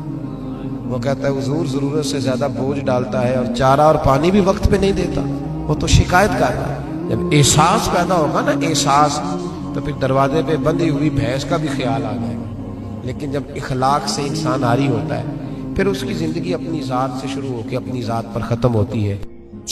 میں صبح گھر سے نکلا تھا 9 بجے، مجھے کمالیے جانا تھا۔ اب جب میں رستے میں آ رہا تھا تو میں بڑا ٹینشن میں تھا، اس لیے کہ ایک جگہ پہ روڈ بلاک ہو گیا۔ شدید میرے اوپر یہ چیز سوار تھی کہ 8 بجے کا ٹائم ہے اور لوگ انتظار کر رہے ہوں گے، اور دوسری سب سے بڑی چیز جو بوجھ بنی ہوئی تھی وہ یہ تھی کہ عشاء لیٹ ہو جائے گی ہماری وجہ سے۔ کچھ ایسے لوگ ہوتے ہیں جن کی نماز لیٹ ہو گئی تو وہ گئی، وہ پھر ان کے قابو نہیں آتے۔ تو یہاں آ کے مجھے احساس ہوا کہ جس پریشانی کا میں شکار تھا، ایسی ٹینشن والی کوئی بات بھی نہیں تھی۔ اگر ہمیں بتا دیا جاتا کہ نماز بھی ہو گئی ہے اور اس طرح کا ماحول ہے تو ہم بھی چلو ٹھنڈے ٹھنڈے آتے۔ ہم نے تو بڑا جو ہے وہ ہر چیز کو اس عالم میں رکھا کہ ظاہر ہے طبیعت ہوتی ہے نا جی۔ میں ایک شادی پہ میں چلا گیا تو 6 بجے کا ٹائم لکھا تھا۔ ہماری مجبوری یہ ہے کہ ہم لوگوں کو دیکھ کے اپنا بدلنا نہیں چاہتے۔ میرا یہ ارادہ ہے کہ یہ نہیں کرنا کہ سارے لوگ اگر چینج ہو گئے ہیں تو ہم بھی بدل جائیں۔ ہم کہتے ہیں کہ پھر تو کام صحیح رہا ہی نہ۔ ایسا جو نیا نیا آتا ہے تو ایماندار ہوتا ہے، پھر تھوڑا وقت گزر جاتا ہے تو ماحول کا حصہ بن جاتا ہے۔ میں کہتا ہوں ایسا نہیں ہونا چاہیے۔ تو 6 بجے کا شادی پہ ٹائم لکھا تھا، میں 6 بجے پہنچ گیا کارڈ پہ۔ فکر لگی ہوتی ہے جب کہیں جانا ہوتا ہے۔ 6 بجے پہنچ گئے تو وہ گھر والے 9 بجے آئے جو میزبان تھے۔ تو میں نے ان سے کہا کہ یار یہاں تو تم کارڈ الٹا پڑھتے رہے ہو یا میں الٹا پڑھتا رہا ہوں۔ وہ 9 تھا تو یا میں غلط پڑھتا رہا ہوں یا تم غلط پڑھتے رہے۔ وقت، میں ایک وکیل کا مضمون پڑھ رہا تھا اخبار میں، وہ کہتا ہے کہ میں رات کو نا علامہ احمد سعید کاظمی رحمۃ اللہ علیہ فجر کے بعد درس دیتے تھے یا مغرب کے بعد، تو میں پابندی سے ان کا درس سنتا تھا۔ یہ فکری بات ہے، اس کو غور سے سنیے گا، بالخصوص منتظمین اور میرے ساتھی جو مساجد کی خدمت کرنے والے۔ کہتے میں کاظمی صاحب کا درس سننے جاتا تھا۔ کیوں؟ کہ جب میں کورٹ میں جاتا تھا نا تو ان کا بیان کیا ہوا درس وہاں میری مدد کرتا تھا۔ اب جو اگلی اس نے بات لکھی وہ میرے لیے لکھی۔ وہ کہنے لگا اب میں نہیں جا سکتا، اس لیے کہ میں نے صبح 7 بجے کورٹ پہنچنا ہوتا ہے اور رات کو مولانا کی جب تقریر شروع ہوتی ہے تو وہ میرے سونے کا ٹائم ہوتا ہے۔ اگر یہ سارے کام اپنے وقت کے اندر ہوں تو میں آج بھی جانے کو تیار ہوں۔ ہماری محفل میں بڑا لمبا چوڑا خرچہ ہوتا ہے، اسی طرح کا پروگرام آپ نے آئندہ بھی کرنا ہے جس طرح کا اس دفعہ کیا، بڑا مختصر وقت پہ لوگ جائیں اور جا کے۔ یہ بڑا اچھا انتظام ہے کہ 8:30 بیان ہوا، 9:15 9:30 ہم اب گھروں میں چلے جائیں۔ اس ترتیب سے کوشش کریں مغرب سے عشاء، اور ان لوگوں کو پیغام دیں جو ٹوٹ کے پیچھے ہٹ گئے کہ پتہ نہیں کب بیان ہوگا۔ ایک چھوٹی، چلو بات اب عشق رسول کی ہے تو ایک چھوٹی سی اپیل ہے، وہ بھی کر لوں۔ چلیں آپ سارے نہیں بولتے، میں رہنے دیتا ہوں، میں بات شروع۔ آپ جمہوری ملک ہے نا جی، تو اگر کل ریفرینڈم صحیح نہ ہو تو نہیں بات کرنی چاہیے، کر لوں کہ رہنے دوں۔ ایک چھوٹی سی اپیل کرنی ہے نعت سننے والوں سے، نعت پڑھنے والوں سے۔ اور یہ ایک بات اور ذہن میں رکھ لیں، نعت پڑھنے سے زیادہ نعت سننا کمال ہے، پتہ ہے آپ کو؟ اب سنیں، اگلی بات کروں گا تو آپ کو سمجھ آئے گی۔ نعت پڑھنا صحابہ کی سنت ہے اور سننا نبی پاک کی سنت ہے۔ بڑا کمال کیا ہوا سننا، سمجھ آ رہی ہے بات کی؟ نعت کا نا کلام منتخب، اعلیٰ حضرت کی ساری نعتیں سن لی ہیں آپ نے؟ نہیں نہ سنی آج تک ساری؟ مولانا حسن رضا خان، اقبال کی، پیر مہر علی شاہ صاحب کی، حضرت بیگم شاہ وارسی کی۔ پہلے بزرگوں کو کلام سن لیں، اس کے بعد نیچے آئیں گے تاکہ ہم پہ اعتراض ہی کوئی نہ کرے۔ یہ نعت خانوں سے بھی اپیل کرے، خود بھی ذوق بنائیں، یہ تھوڑا سا نکلیں۔ بعض کلام ایسے ہیں کہ مطلب وہ نہیں، طبیعت نہیں مانتی داد دینے کو، دل نہیں مانتا، وہ محسوس ہوتا ہے کہ یہ بات درست۔ میری بات کی سمجھ آ رہی ہے؟ میں گجرات میں تھا تو ایک نعت خواں مجھے کہنے لگا حضرت صاحب آج میں تمہیں نواں کلام سنانا ہے۔ میں کہ میرے نال نیکی کری، مینوں کو پرانا ہی سنائی۔ اے جڑے نویں کلام نے نا، اور بڑی اچھی آواز ہے۔ ابھی جو دونوں حضرات نے نعت پڑھی، بڑی خوبصورت آوازیں تھیں۔ بس آپ نے اور میں نے مل کے، یہ سارے ہمارے اپنے لوگ ہیں، کاٹنا نہیں لوگوں کو، بس جہاں غلطیاں ہیں ان کو صحیح کر لینا ہے، کاٹنا نہیں۔ ہم حضرات نے سب نے مل کے ان محافل کے ماحول کو اتنا ستھرا بنا دینا ہے کہ ہمارا ایک جلسہ نہ ہو بلکہ بڑا زبردست سیمینار بن جائے اور بڑے سارے لوگوں کی اس میں اصلاح ہو۔ اللہ ہمیں سمجھنے کی توفیق عطا فرمائے۔ محبت رسول کیوں اتنی ضروری ہے صلی اللہ علیہ وسلم؟ آپ لوگوں نے عشق رسول کانفرنس نام رکھا ہے اس خوبصورت اجتماع کا۔ قرآن پاک نے ہمارا نبی پاک علیہ السلام کے ساتھ جو رشتہ بیان کیا ہے وہ رشتہ بڑا خوب ہے۔ کہا ان نبی اولا بالمؤمنین من انفسہم، فرمایا یہ نبی مومنوں کے جانوں سے بھی زیادہ قریب ہے۔ ہم بڑا عام لفظ بولتے ہیں کہ فلاں چیز میرے دل کے بڑی قریب ہے، میری سوچ کے بڑی۔ جو لوگ دل کے قریب ہوتے ہیں ان کے پاس اٹھنے بیٹھنے کو دل کرتا ہے۔ تو اللہ کریم نے قرآن پاک میں فرمایا کہ یہ پیغمبر صلی اللہ علیہ وسلم تمہاری جانوں سے بھی تمہارے قریب ہے۔ اور حضور نے وضاحت کر دی، نبی پاک نے وضاحت کر دی۔ حضور نے فرمایا لا یؤمن احدکم حتی اکون احب الیہ من والدہ وولدہ والناس اجمعین، او کما قال نبی صلی اللہ علیہ وسلم۔ فرمایا تم میں سے کوئی اتنی دیر تک مومن ہو ہی نہیں سکتا جب تک ہر چیز سے بڑھ کر مجھ سے پیار نہ کرے۔ ایک مثال دے لوں، بات آسان ہو جائے گی۔ جس گھر کے اندر پیسہ بے شمار ہو، دولت بے شمار ہو، مکان ایک نہیں چار ہو، اور دنیا کی ساری آسانیاں گھر میں موجود ہو، سارے دوست میری بات پہ توجہ کرنا، ہر شے ہو، بینک بیلنس بھی ٹھیک ٹھاک ہو، بچوں کا فیوچر سیف ہو، لیکن گھر کے اندر میاں بیوی کی صلح نہ ہو، بچے کہتے ہیں گھر میں ہر چیز ہے پر امی اور ابا کا جھگڑا ہر وقت جاری رہتا ہے، وہ گھر صحیح چلتا ہے؟ آپ نے بولنا اس لیے نہیں کہ یہ باتیں لوگ، یہ گھر کے اندر کی باتیں ہیں نا۔ حالانکہ پاکستان کا تجزیہ یہ ہے کہ 95% میاں بیوی کے حالات ٹھیک نہیں پاکستان، یہ سرکاری اعداد و شمار ہے۔ 95% گھروں میں اختلاف رائے۔ یہ بات ذہن میں بٹھا لیں کہ میاں بیوی کا اگر اتفاق نہیں نہ ہوتا تو وہ کہیں کہ گھر میں کوئی بھی خوشی رہے گی تو یہ ممکن ہی نہیں، یہ سوال ہی نہیں پیدا ہو۔ 6 بچے ہوتے ہیں اور شادی کو 24 سال گزر جاتے ہیں پھر بھی طلاق ہو جاتی ہے، اس لیے کہ میاں بیوی کے لیے سب سے ضروری چیز آپس کی محبت ہے۔ اور یار کیا خوبصورت انداز ہے میرے رسول پاک علیہ السلام کا، جتنی شاندار طبیعت حضور نے مولا علی شیر خدا کی تھی اتنی کوئی کر سکتا ہے؟ اور جتنی اعلیٰ ترین تربیت اور حسن سیدہ فاطمہ کو اللہ نے دیا کسی اور کو مل سکتا ہے؟ لیکن میرے نبی پاک علیہ السلام نے ان کی شادی کے بعد ان کو اکٹھے بٹھا کے ان کے سر آپس میں جوڑ کے ہاتھ اٹھا کے دعا کی تھی کہ اے اللہ ان کے درمیان محبت پیدا فرما دے۔ میاں بیوی کے درمیان جو سب سے اہم چیز ہے وہ محبت ہے۔ بچے کہتے ہیں ہم کدھر جائیں، ابا کی سنیں کہ اماں کی سنیں؟ اور اکثر گھروں میں بچوں کی تربیت رک جاتی ہے اس لیے کہ میاں بیوی کا سلوک نہیں ہوتا، تباہی اتر جاتی ہے۔ گھر کے اندر ہر شے ہے پر ان کا پیار نہیں۔ پتہ یہ چلا کہ گھر میں محبت نہ ہو تو گھر نہیں چلتا۔ اگر محبت کے بغیر ایک گھر نہیں چل سکتا تو محبت مصطفیٰ کے بغیر دین کیسے چلے گا؟ گھر نہیں چلتا میرے بھائی، ٹوٹ جاتا ہے، بکھر جاتا ہے۔ سارا کچھ ہونے کے باوجود میں نے مردوں کو روتے ہوئے دیکھا ہے، عورتیں تو روتی ہیں، میں نے مردوں کو روتے ہوئے دیکھا ہے کہ کیا کروں 4 بچے ہیں پر اس کو نہیں سمجھ آتی، وہ پاگل ہے، مہربانی کریں وہ سیانی ہو جائے، میں بچوں کے لیے پریشان ہوں، کدھر کیا کروں؟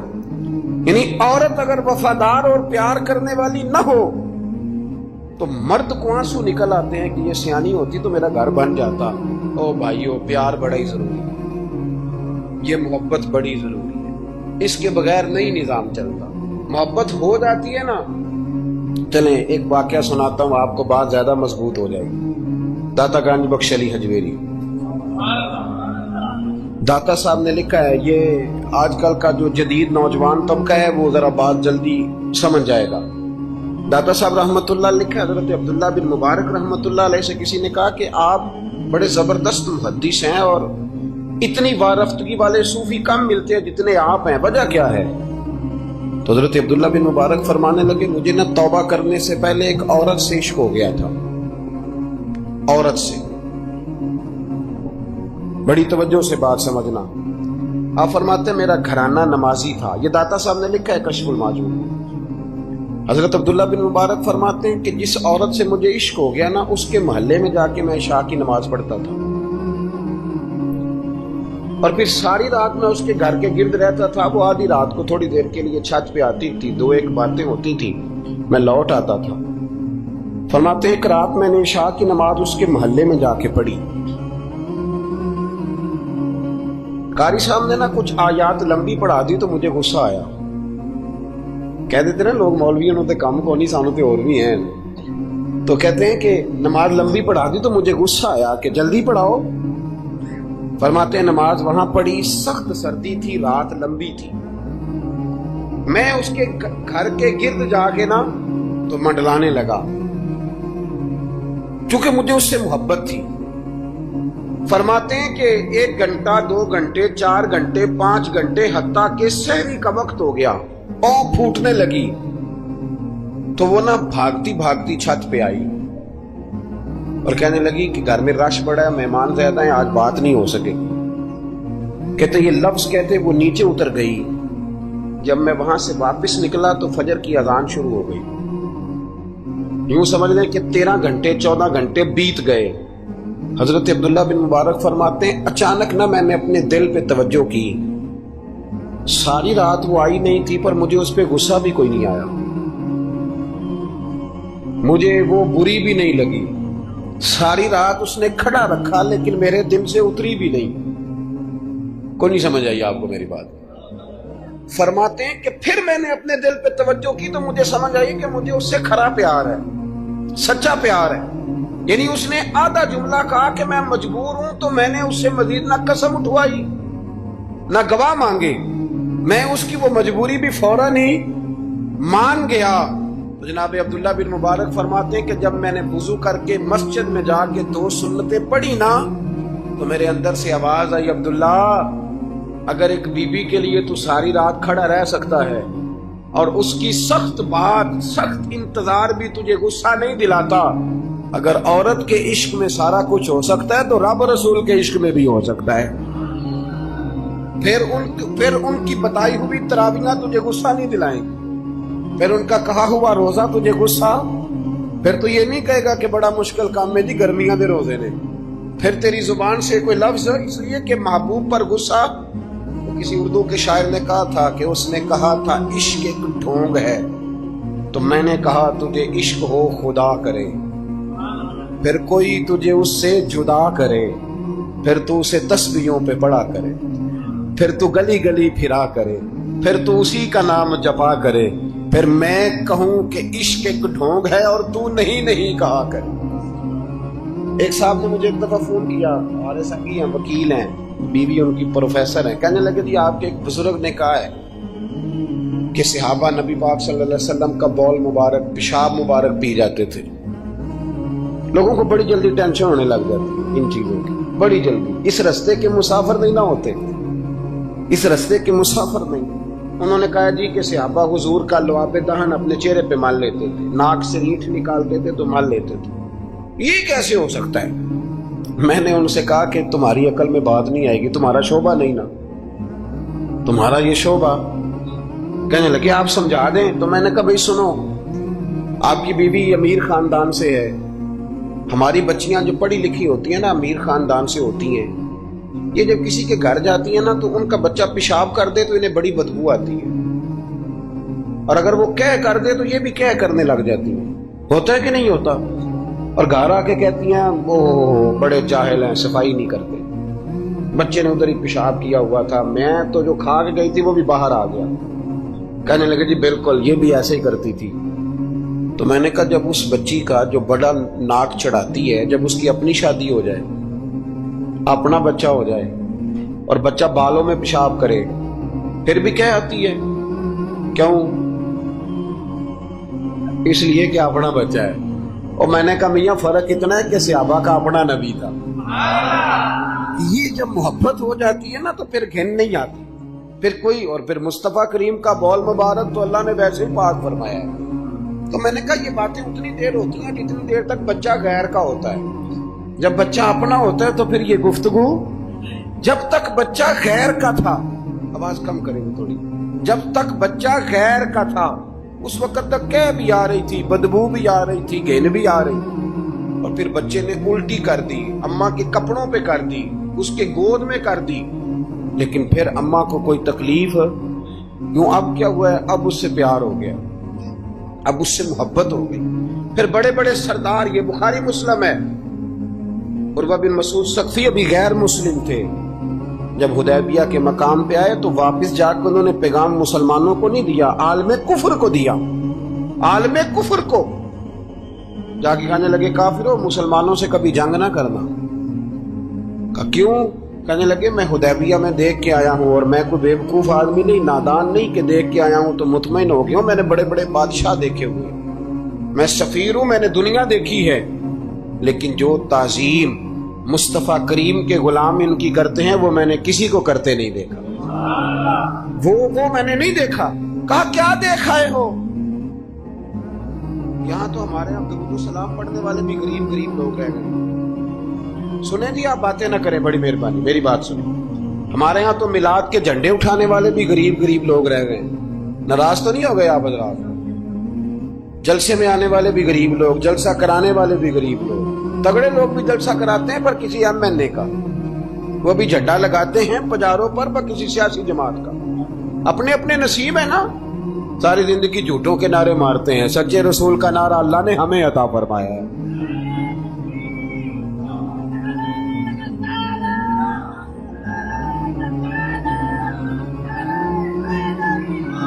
مقام توجہ اللہ سنیں.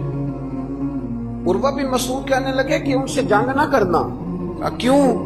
کہنے لگے یار میں نے بھی زمانہ دیکھا ہے پر میں عجیب ہی نظام دیکھ کے آیا ہوں کہ نبی پاک صلی اللہ تعالی وسلم نے وضو کیا ہے، کلی کے لیے پانی منہ میں ڈالا ہے، جب وہ پانی واپس نکلا ہے نا تو میں نے دیکھا ہے صحابہ نے ہاتھ آگے کر دیے. اور عروہ کہنے لگا یہ سارے غریب لوگ نہیں تھے، ان میں بلال حبشی جیسے غریب بھی تھے اور عبد الرحمن ابن عوف جیسے سیٹھ بھی تھے. اور میں نے دیکھا ہے کہ جب نبی پاک علیہ السلام نے ریچھ مبارک نکالی ہے تو میں نے ابو بکر صدیق جیسے دانشوروں کو لائن میں کھڑے دیکھا. میں نے عمر فاروق رضی اللہ تعالیٰ عنہ جیسے مضبوط اعصاب کے لوگ، مضبوط قوت فیصلہ رکھنے والے، ان لوگوں کو میں نے لائنوں میں کھڑے دیکھا ہے.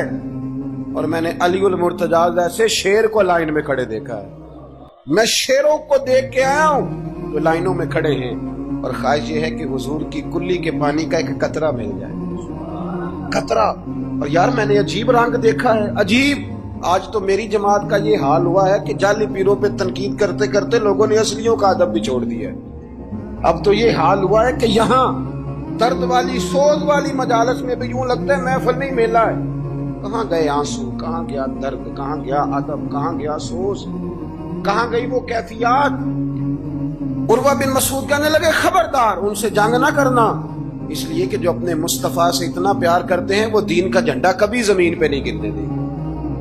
آپ لوگ اپنی اپنی جگہ پہ بیٹھے جی، اب پیسے لے کے نہ آئیے گا. اور ایک مسئلہ شرعی اور یاد رکھ لیں، بات سامنے آ گئی. ابھی کسی نعت خواں کو پیسے دینے ہوں تو نابالغ بچے کے ہاتھ کبھی نہ بھیجیں، یہ جائز ہی نہیں شرعن. پتہ ہے آپ کو مسئلے کا؟ نابالغ بچہ کوئی چیز کسی کو دے تو اس سے لینا جائز ہی نہیں. وہ خوشی سے بھی دے تب بھی لینا جائز نہیں. جب تک وہ بالغ نہیں تب تک وہ دے سکتا ہی نہیں. اس مسئلے کو ہمیشہ ذہن کے اندر رکھیں. سمجھ آ رہی ہے میری بات کی؟ نہیں کوئی نہیں، آپ نے سمجھا نہیں بات کو. سمجھتے تو ہاں نہ کرتے. نابالغ بچے کو کبھی پیسے دے کے نہیں اٹھائیں.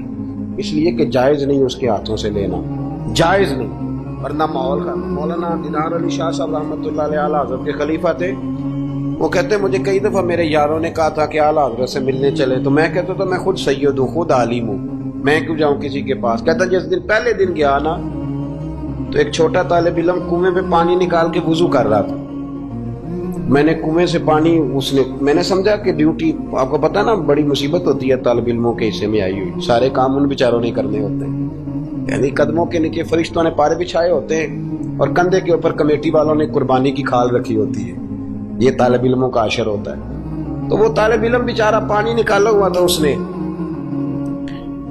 سید صاحب کہتے ہیں میں وضو کرنے لگا نا، طالب علم کہنے لگا بابا جی پوچھ تو لو، پانی تو میرا ہے۔ میں نے سمجھا کہ شاید خدمت پہ مامور ہے، نمازیوں کو وضو کر، اس نے کہا پانی تو میرا ہے۔ تو میں نے کہا چل بیٹے تو اجازت ہی دے دے میں وضو کر لوں۔ تو کہنے لگا آپ کو مسئلے کا پتہ ہونا چاہیے، میں نابالغ ہوں، اپنی مرضی سے بھی چیز کسی کو نہیں دے سکتا۔ سید صاحب کہتے ہیں میں نے اللہ اکبر کہا اور میں نے کہا دیدار علی شاہ تو بڑا عالم ہے، اور احمد رضا کے تو نابالغوں کا علم بھی تجھ سے زیادہ ہے۔ اس کرمد ہے اہل دول رضا، اور پڑے اس بلا میں میری بلا، میں تو گدا ہوں اپنے کریم کا، میرا دین پا رہا ہے نانے۔ آمدام برسر مطلب رسول پاک کی محبت یہ انسان کو سجاتی ہے، سنوارتی ہے، تکبر دور کرتی ہے، عاجزی پیدا کرتی ہے، یہ روح کا وضو کراتی ہے۔ جب حضور کی محبت میں لوگ روتے ہیں تو پھر انسان کا دل صاف ہو جاتا ہے۔ نبی پاک کی محبت انسان کو آداب کا پابند کرتی ہے، وہ نعت کے ساتھ وابستہ ہو جاتا ہے، مسجد کی صفائی کرنا اس کے لیے آسان ہو جاتا ہے۔ حضور سے محبت ہوتی ہے تو بہانے نہیں کرتا بندہ کہ اب میں رمضان سے نماز شروع کروں گا، حج کر کے آؤں گا تو نیک بنوں گا، داڑھی رکھوں گا تو لوگ کیا، پھر یہ بہانے ختم ہو جاتے ہیں۔ اس لیے کہ محبت عمل کرنا آسان کر دے، محبت آسانی پیدا کرتی۔ حضرت ابو بکر صدیق رضی اللہ تعالیٰ عنہ سے کسی نے پوچھا تھا کہ آپ سب سے زیادہ راضی کب ہوئے؟ حدیث بخاری مسلم میں بھی ہے، پر کنز المال سے عرض کر رہا ہوں، وہاں تفصیل زیادہ ہے۔ حضرت ابو درداء رضی اللہ تعالیٰ عنہ فرماتے کسی نے پوچھا راضی کب ہوئے؟ انسان بڑی دفعہ راضی ہوتا ہے نا، جب مسلمان ہوئے تھے تب بھی بڑے راضی ہوئے ہوں گے، جب اللہ نے بیٹا دیا تھا تب بھی بڑے راضی ہوئے ہوں گے، اور پھر اللہ نے انہیں امیر المومنین بنایا، یہ سارے وقت ہوتے ہیں نا خوشی کے۔ کہا راضی کب ہوئے؟ تو صدیق اکبر بیٹھ گئے، فرمانے لگا بتاتا ہوں۔ بتائیے؟ فرمانے لگے اس دن بڑا ہی راضی ہوا تھا جس دن میں نبی پاک کو مکے سے مدینے لے کے جا رہا تھا صلی اللہ علیہ وسلم، میں بڑا راضی ہوا۔ کہا کس طرح؟ تو حضرت صدیق اکبر فرماتے ہیں جب ہم مکے سے مدینے جا رہے تھے تو گرمی زیادہ تھی، میں نے دیکھا کہ حضور کو پسینہ آ رہا ہے اور پسینے کے قطرے میں نے چہرے پر ٹپکتے دیکھے۔ فرماتے میں پریشان ہو گیا کہ کوئی ٹھنڈا سایہ ملے تو میں حضور کو تھوڑا آرام کراؤں۔ فرماتے ہیں دائیں بائیں دیکھا کوئی چیز نظر نہ آئی، ایک پہاڑ کی ڈھلان تھوڑی جھکی ہوئی تھی، میری نظر پڑی تو میں نے عرض کی یا رسول اللہ اگر اجازت دیں تو دیکھ آؤں؟ حضور نے فرمایا دیکھ لو۔ کہتے میں گیا اور اپنی پگڑی کھول کے میں نے اس جگہ کو صاف کیا، پھر میں نے وہاں اپنی چادر بچھائی، عرض کی حضور تھوڑی دیر آرام کر لیں۔ تو بھائی یہاں لوگ کہتے ہیں تعلیمات کی بات کرو، نماز روزہ حج زکوٰۃ کی بات کرو، اور جب تک ذات سے پیار نہیں نہ ہوتا بندہ بات بھی نہیں مانتا۔ یہ محبت مصطفیٰ ہوگی تو سارے کام آسان ہو گئے۔ عشق رسول صلی اللہ تعالی علیہ وسلم آسان کر دے گا جینا۔ اعلیٰ حضرت فرماتے ہیں عشق تیرے صدقے جلنے سے چھٹے سستے، جو آگ بجھا دے گی وہ آگ لگائی ہے۔ حضور صلی اللہ علیہ وسلم کے لیے میں دیکھ کے آیا سایہ، آپ فرماتے ہیں پھر میں نے عرض کی یا رسول اللہ صلی اللہ علیہ وسلم تھوڑی دیر آرام کریں۔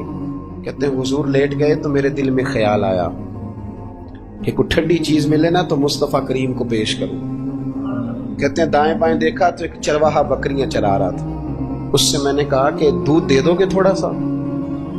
وہ کہنے لگا کہ اگر آپ ڈیرے پہ مانگتے تو 3 دینار، یہاں 4 دینار کا۔ آپ فرمانے لگے میں نے تو سوچا تھا تو بہت بڑی قیمت مانگے گا، صرف 4 دینار۔ کہتے ہیں اسی وقت دیا۔ میں نے اسے کہا کہ پانی کہاں ملے گا؟ ذرا دیکھنا، یہ صحابہ روایت کر رہے ہیں، محدثین قبول کر رہے ہیں، جرح و تعدیل کے بعد اپنی کتب میں لا رہے ہیں، اس کا مطلب ہے یہ بھی دین کی اصل ہے، اس کا مطلب ہے یہی بنیادی دین ہے جو ہمارے محدثین نے ہم تک پہنچایا۔ میرے رسول کریم علیہ السلام کے غلاموں، حضرت ابو بکر صدیق رضی اللہ تعالیٰ عنہ کہتے ہیں میں نے کہا کہ پانی کہاں ملے گا؟ وہ کہنے لگا پانی بڑی دور ہے۔ میں نے کہا کتنی دور ہے؟ کہنے لگے وہ پہاڑ کے پیچھے۔ میں نے کہا سفر نہ بتا، بس تو رستہ بتا۔ اس لیے کہ جب عشق سکھاتا ہے آداب خود آگاہی، پھر کھلتے ہیں غلاموں پہ اسرار شہنشاہی۔ بتا جانا کہاں ہے؟ حضرت ابو بکر صدیق رضی اللہ تعالیٰ عنہ کہتے اس نے کہا پہاڑی کے پیچھے کنواں ہے۔ آپ فرماتے میں دوڑا گیا، لکڑی کے پیالے میں وہاں سے پہلے میں نے ہاتھ دھوئے، پھر میں نے پیالہ دھویا، پھر پانی بھرا، پھر میں تیزی سے واپس آیا۔ آ کر کے میں نے اس چرواہے سے کہا یار اس طرح کرو، پہلے اپنے ہاتھ دھو لو، پھر بکری کے تھن دھو لو، پھر مجھے دودھ دھو دو۔ کہتے مجھے کہنے لگا بڑے صاف ستھرے لگتے ہو، بڑے نفیس ہو۔ اور میں نے کہا یار میری بات نہیں، جن کے لیے لے کے جانے انہیں اللہ نے بڑا پاک صاف پیدا فرمایا، جن کے لیے لے کے جانے ان کی بڑی شان ہے۔ جناب ابو بکر صدیق فرماتے ہیں اس نے مجھے کہا تو خود ہی دھو لے۔ فرماتے ہیں میں نے پہلے بکری کے تھن دھوئے، پھر دودھ دھویا، شدید گرمی، پھر وہ پیالہ لے کے میں کنویں پہ گیا، پھر وہاں سے پانی نکالا، پھر میں نے اس کو رکھ کے پیالے کو اس پانی میں ٹھنڈا کیا۔ جب دودھ ٹھنڈا ہو گیا تو میں اب آ رہا ہوں، آہستہ آہستہ اس لیے چل رہا ہوں کہ دودھ گر نہ جائے، اور پریشان اس بات میں ہوں کہ دیر ہو گئی تو دوبارہ گرم نہ ہو جائے۔ آپ فرماتے ہیں لا کے میں محبوب کی بارگاہ میں حاضر ہوا تو حضور کی آنکھ مبارک لگی ہوئی تھی۔ اب دل میں خیال آیا جگا میں سکتا نہیں، اور اگر حضور دیر سے اٹھے تو پھر گرم ہو جائے گا۔ کہتے ابھی میں کھڑا ہوا ہی تھا کہ میرے مصطفیٰ نے آنکھیں کھول دی، رسول کریم علیہ السلام نے آنکھیں کھولی۔ حضرت ابو بکر صدیق فرماتے ہیں گھٹنوں کے بل بیٹھ کر جب میں نے وہ دودھ کا پیالہ مصطفیٰ کو پیش کیا، اس پردیش میں، اس سفر میں، جب دائیں بائیں کوئی اور نہیں تھا، جب وہ میں نے پیش کیا نا، حضور نے پہلے 3 گھونٹ پیے۔ فرمانے لگے ابو درداء جب وہ 3 گھونٹ پی کے میری طرف دیکھ کے حضور مسکرائے نا تو میں کھل کے رویا، میں کھل کے رویا۔ اور فرماتے ہیں جب نبی پاک نے وہ سارا دودھ پی لیا اور حضور نے فرمایا نا مجھے بڑا اچھا لگا ہے، تو فرماتے ابو درداء میں اس دن اتنا راضی ہوا، اتنا راضی ہوا کہ نہ اس سے پہلے کبھی ہوا تھا نہ اس کے بعد کبھی ہوا۔ ذات رسالت کے ساتھ صحابہ کا جو تعلق ہے نبی پاک کی ذات کے ساتھ، یہ نا عقل مند آدمی بیچارہ ساری زندگی بحث ہی کرتا رہتا ہے۔ میں نے دیکھیں ساری زندگی، حضرت ملا رومی فرمایا کرتے تھے اللہ نے لوگوں کو عقل دیا استعمال کرنے کے لیے، پر لوگ ساری زندگی عقل کے ہاتھوں استعمال ہوتے رہے۔ عقل مندوں کا مرشد بھی کوئی نہیں ہوتا، کئی میری طرح کے پڑھے لکھے ہوتے ہیں ان کا بھی پیر کوئی نہیں ہوتا، وہ خود ہی بہت بڑے پیر ہوتے، کوئی نہیں جس سے رہنمائی ہو، اس لیے کہ وہ نفس اتنا موٹا ہو جاتا ہے کہ کسی جگہ نہ پیار کرنے دیتا ہے نہ محبت کرنے دیتا ہے، 4 پیسے آ جائیں تو اس آدمی کا بھی کوئی رہنما نہیں ہوتا، اس لیے کہ اب وہ خود سارا کچھ ہو جاتا ہے۔ بھائیو رسول پاک کے غلاموں نے جب مصطفیٰ کریم کی باری آئی تو عقل نبی پاک کے قدموں پہ قربان کر دی، پھر انہوں نے دائیں بائیں ادھر ادھر نہیں دیکھا، کبھی نہیں کوئی سوال کوئی جواب، کبھی ادھر ادھر نہیں گئے، سیدھا ذات رسالت کے ساتھ پیار۔ پڑھیے یہ روایت تو مشکات میں بھی ہے، طبرانی میں بھی ہے، صلح حدیبیہ کا معاہدہ لکھا جا رہا تھا۔ توجہ ہے میرے دوستو، ہم ویسے ساری زندگی یہی سنتے رہے ہیں کہ الامر فوق الادب، حکم ادب پہ فوقیت رکھتا ہے، سنا یہی ہے، لیکن صلح حدیبیہ کا معاہدہ لکھا جا رہا تھا، لکھنے والے تھے مولا علی شیر خدا رضی اللہ تعالی عنہ، حضرت علی لکھ رہے تھے، حضور نے فرمایا لکھو، لکھا، حضرت علی نے پہلی عبارت لکھی تو لکھا محمد الرسول اللہ صلی اللہ علیہ وسلم، اور قریش مکہ کے درمیان معاہدہ، جب لکھا نا محمد الرسول اللہ صلی اللہ علیہ، تو ابو سفیان بول پڑے، کہنے لگے جی آپ محمد ابن عبداللہ لکھیں، کیونکہ ہم معاذ اللہ ہم رسول اللہ تو مانتے نہیں، یہ مان جائیں تو جھگڑا ختم، محمد ابن حضور محمد ابن عبداللہ بھی ہیں نا، اور محمد الرسول اللہ بھی ہیں۔ امام زرقانی کہتے ہیں نبی کریم علیہ السلام نے فوراً کہا حضرت علی سے، علی اس طرح کرو رسول اللہ کاٹ کے نہ تو ابن عبداللہ لکھ دو۔ حضرت مولا علی شیر خدا خاموش ہو گئے۔ سنا ہم نے یہی ہے ساری زندگی کہ حکم فوقیت رکھتا ہے، لیکن حضرت علی خاموش ہو گئے۔ हुजूर ने दूसरी दफा कहा, अली रसूलुल्लाह काट के ना तो मोहम्मद इब्ने अब्दुल्ला लिख दो। हजरत मौला अली शेर खुदा खामोश हैं। तीसरी दफा जब हुजूर ने कहा तो इमाम जुरकानी कहते कलम नीचे रखा हजरत अली ने, हाथ बांधे और आंखों में आंसू आ गए। कहा या रसूलल्लाह मैं मजबूर हूं, मुझे रसूलुल्लाह लिखना तो आता है पर काटना नहीं आता। हुजूर मैं ना यहाँ मजबूर हूँ, हुजूर मैं मजबूर हूँ, लिखना आता है पर काटना। भाई सवाल उठता है ना कि लिखना आता है तो काटना क्यों नहीं आता। लेकिन 1500 सहाबा मौजूद थे, किसी ने एतराज नहीं किया। कह ली हुजूर हुक्म दे रहे हैं लिखो, क्यों नहीं लिख रहे। यहाँ वो मुफ्ती होता ना, वो बी काम एम काम एमएससी तो फटाफट दर्स देता। मौलाना आप ये क्या कह रहे हैं, हुजूर ने कहा तो वैसे करें। और मेरे भाई जब मोहब्बत होती है ना, एक शेर है ख्वाजा गुलाम फरीद साहब का, अगर आपकी समझ में आए तो बड़ी अच्छी बात है, ना आए तो फिर भी बड़ी अच्छी बात है, अगर समझ में आए तो क्या बात। ख्वाजा गुलाम फरीद साहब कहा करते थे, तन तंदूर हड्डां दा बालन ते असी हावां नाल तपाया, कप कप मुकियां पेड़े कीते, उतों इश्क पलेथन लाया, तन दा सालन मन दी हांडी ते लून सबर दा पाया। गुलाम फरीदा वे मैं सारी तेरी, तेनू अजे यकीन नहीं आया। गुलाम फरीदा वे मैं सारी तेरी, तेनू अजे यकीन नहीं आया। हजरत मौला अली शेर खुदा रज़ी अल्लाह तआला अन्हु कहने लगे हुजूर काटा, बोलिए काटा। पता नहीं या रसूलल्लाह लिखा होता है तो लोग कैसे काट लेते हैं, या रसूलल्लाह लिखा होता है काट देते हैं, कैसे काट देते हैं खुदा बेहतर जाने। मौला अली से तो नहीं काटा गया। हजरत अली शेर खुदा फरमाने लगे नहीं काटा जाता। मेरे मुस्तफा करीम के गुलामों, आप यकीन करो पाकिस्तान में 5 लाख के करीब है नफ्सियात के मरीज, अक्ल के घोड़े दौड़ा दौड़ा के लोग पागल हो गए।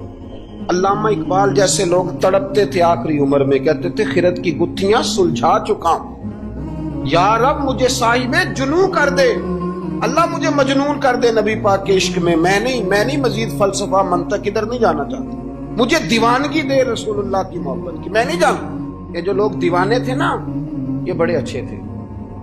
अब तो बहस ही रह गई है, अमल खत्म हो गया, अब बहस रह गई। जिसको 35 साल हो गए ना मिलाद मनाते, वो भी हर साल आके पूछ लेता है कि जायज तो है ना मनाना। मैं कहता हूँ खुदा के बंदे, 35 साल से तू मना रहा है, अब तो ये पूछा कर कि मैं कितना दुरूद पढ़ूं महफिल मिलाद। आप तो ये कहा कर कि वुजू किस तरह करना है मिलाद का लंगर पकाने की। अभी तक सवाल कर रहे हो, मोहब्बत करने वाले करके गुजर गए, तो अभी तक बहस कर रहा है। और बहुत सारी ऐसी चीजें थी जो सहाबा की समझ में नहीं आती थी, लेकिन चूंकि सामने रसूलुल्लाह की जात थी,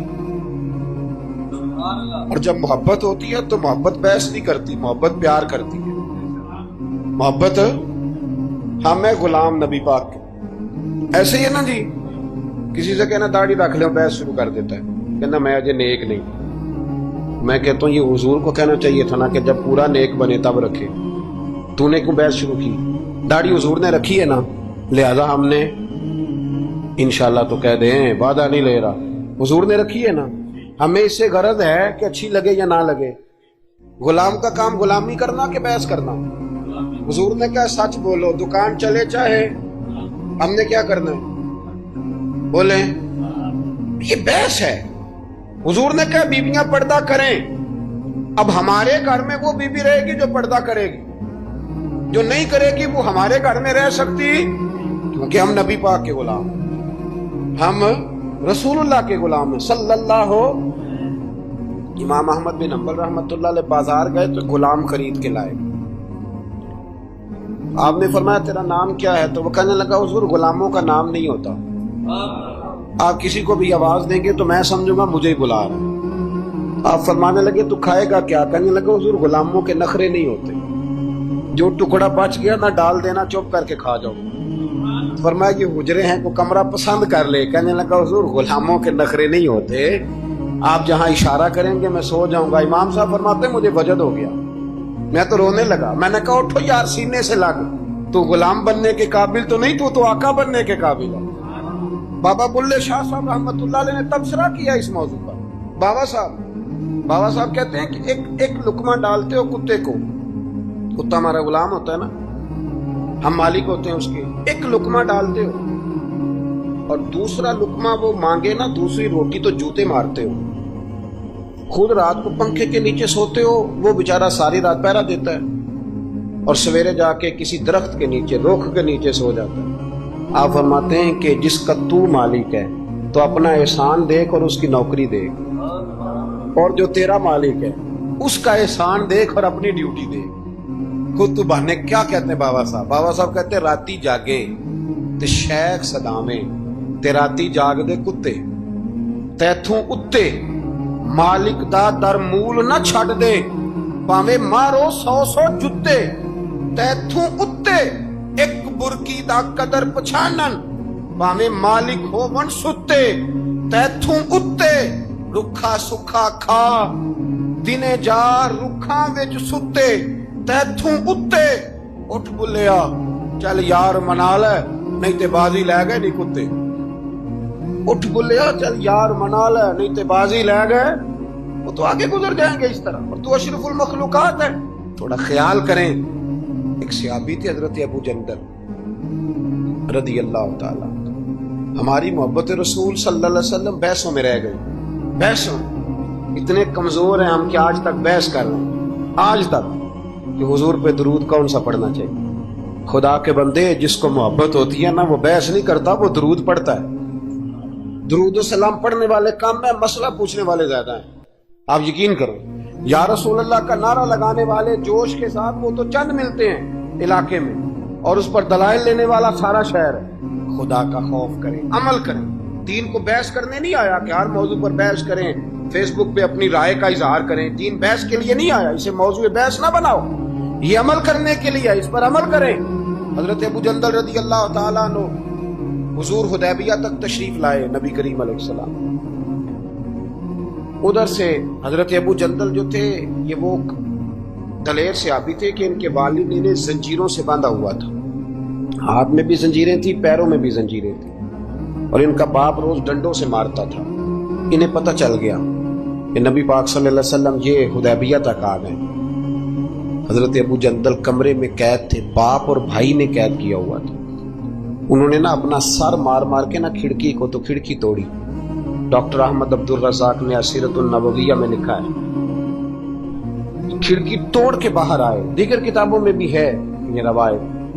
باہر آئے نا جب, حضرت مولا علی شیر خدا فرماتے ہیں ہم نے نا حدیبیہ کی شرائط لکھ لی تھی. ان شرائط میں ایک شرط یہ تھی کہ مکے سے جو شخص آئے گا حضور ساتھ نہیں لے جائیں گے, اور وہاں بھی جائے گا تو پناہ نہیں دیں گے, اور اگر مدینے کا کو وہاں چلا گیا تو وہ واپس نہیں کریں گے. اس وقت تو یہ شرط بڑی کمزور لگتی تھی, پر سب سے زیادہ فائدہ اسی شرط نے اسلام کو عطا فرمایا. اس لیے کہ جو آدمی مکے سے آتا تھا اسے پتا تھا مدینے تو حضور کے پاس رہ نہیں سکتا, حضور نے وعدہ کر دیا. مکے واپس جا نہیں سکتے تھے, وہ کسی تیسرے شہر میں جا کے بیٹھتا تھا. تو صحابی جب تیسرے شہر میں بیٹھتے تھے تو سارے کا سارا شہر ہی مسلمان ہو جاتا. اس شرط کی برکت سے کئی شہروں تک دین پھیل گیا. حضرت ابو جندل قید تھے, ان کے والد نے بھائی نے قید کیا ہوا تھا. یہ کھڑکی توڑ کر کے آئے. میرے دوستو جب حدیبیہ میں پہنچے تو حضرت علی کہتے ہیں جس رستے سے یہ چل کے آئے تھے, چونکہ پیروں میں زنجیریں تھیں, تو جہاں سے چل کے آ رہے تھے خون بہتا آ رہا تھا, خون بہتا آ رہا تھا. فرماتے ہیں آ کے حضور کے سامنے کھڑے ہوئے تو بڑے درد سے روئے, بڑے درد سے. یا رسول اللہ مجھے چھوڑ کے نہ جائیے گا, میرا باپ ڈنڈوں سے مارتا ہے. تو مجھے بتا, باپ کبھی ایسے چھوڑ کے چلا جائے اور مرشد چھوڑ کے چلا جائے تو کچھ چیز باقی رہتی ہے, لیکن عشق جب سچا ہوتا ہے تو میں شروع میں کہہ چکا, پھر محبوب پہ غصہ نہیں آتا, پھر کوئی بات ایسی نہیں ہوتی جو دل میں رہ جائے. میرے کریم رسول صلی اللہ تعالی علیہ وسلم کے سامنے درد سے روئے, یا رسول اللہ چھوڑ کے نہ جائیے گا, حضور یہ دیکھیں میرا باپ مجھے ڈنڈوں سے مارتا ہے. حضرت علی کہتے ہیں کہ چونکہ معاہدہ طے ہو گیا تھا, ابھی دستخط نہیں ہوئے تھے, ہمارا دل کر رہا تھا کہ حضور اجازت دے تو ہم ان کافروں کے پرخچے بکھیر دیں, اتنا بھی کوئی ظلم کرتا ہے. لیکن کہتے ہیں حضور اٹھے, حضرت ابو جندل کا سر محبوب نے اپنے کندھے پہ رکھا. جناب ابو جندل بھی کھل کے روئے, ایک باری میری آنکھیاں چوں اونا نے اتھرو پونجے سن, ہن تے چسکا پہ گیا رونے دا, تے ہر ویلے آہو زاری دا. کہتے ہیں کھل کے روئے حضرت ابو جندل, کہ حضور مجھے چھوڑ کے نہ جائیے گا. جب وہ رو رہے تھے تو ابو سفیان اٹھے, کہا آپ نے وعدہ کر لیا, ले जा नहीं सकते। एक सहाबी ने कहा भी तो दस्तखत नहीं हुए, कहा नहीं फिर हम तोड़ते हैं मुआहदा। सुनना बात, गौर करना, अकल कहां तक इंसान को परेशान करती है और मोहब्बत उसे कितना सलीका सिखाती है, कितनी इताअत और इत्तिबा सिखाती है। नबी करीम अलैहिस्सलाम ने ना हजरत अबू जंदल को तसल्ली दी और फिर हुजूर ने थपकी दे के ना कंधे पे फरमाया तेरा थोड़ा सा इम्तिहान रह गया है। दिल पे हाथ रख के बताना काम बड़ा मुश्किल है, तेरा थोड़ा सा इम्तिहान रह गया है। जनाब अबू जंदल को ये कह के हुजूर ने रुख अनवर फेरा तो उनके वालिद ने गिरेबान से पकड़ा, खींच के ले गए और कहने लगे इनके साथ तुम आग अल्लाह जाना चाहता था जो तुझे लेके नहीं गए, इनके साथ।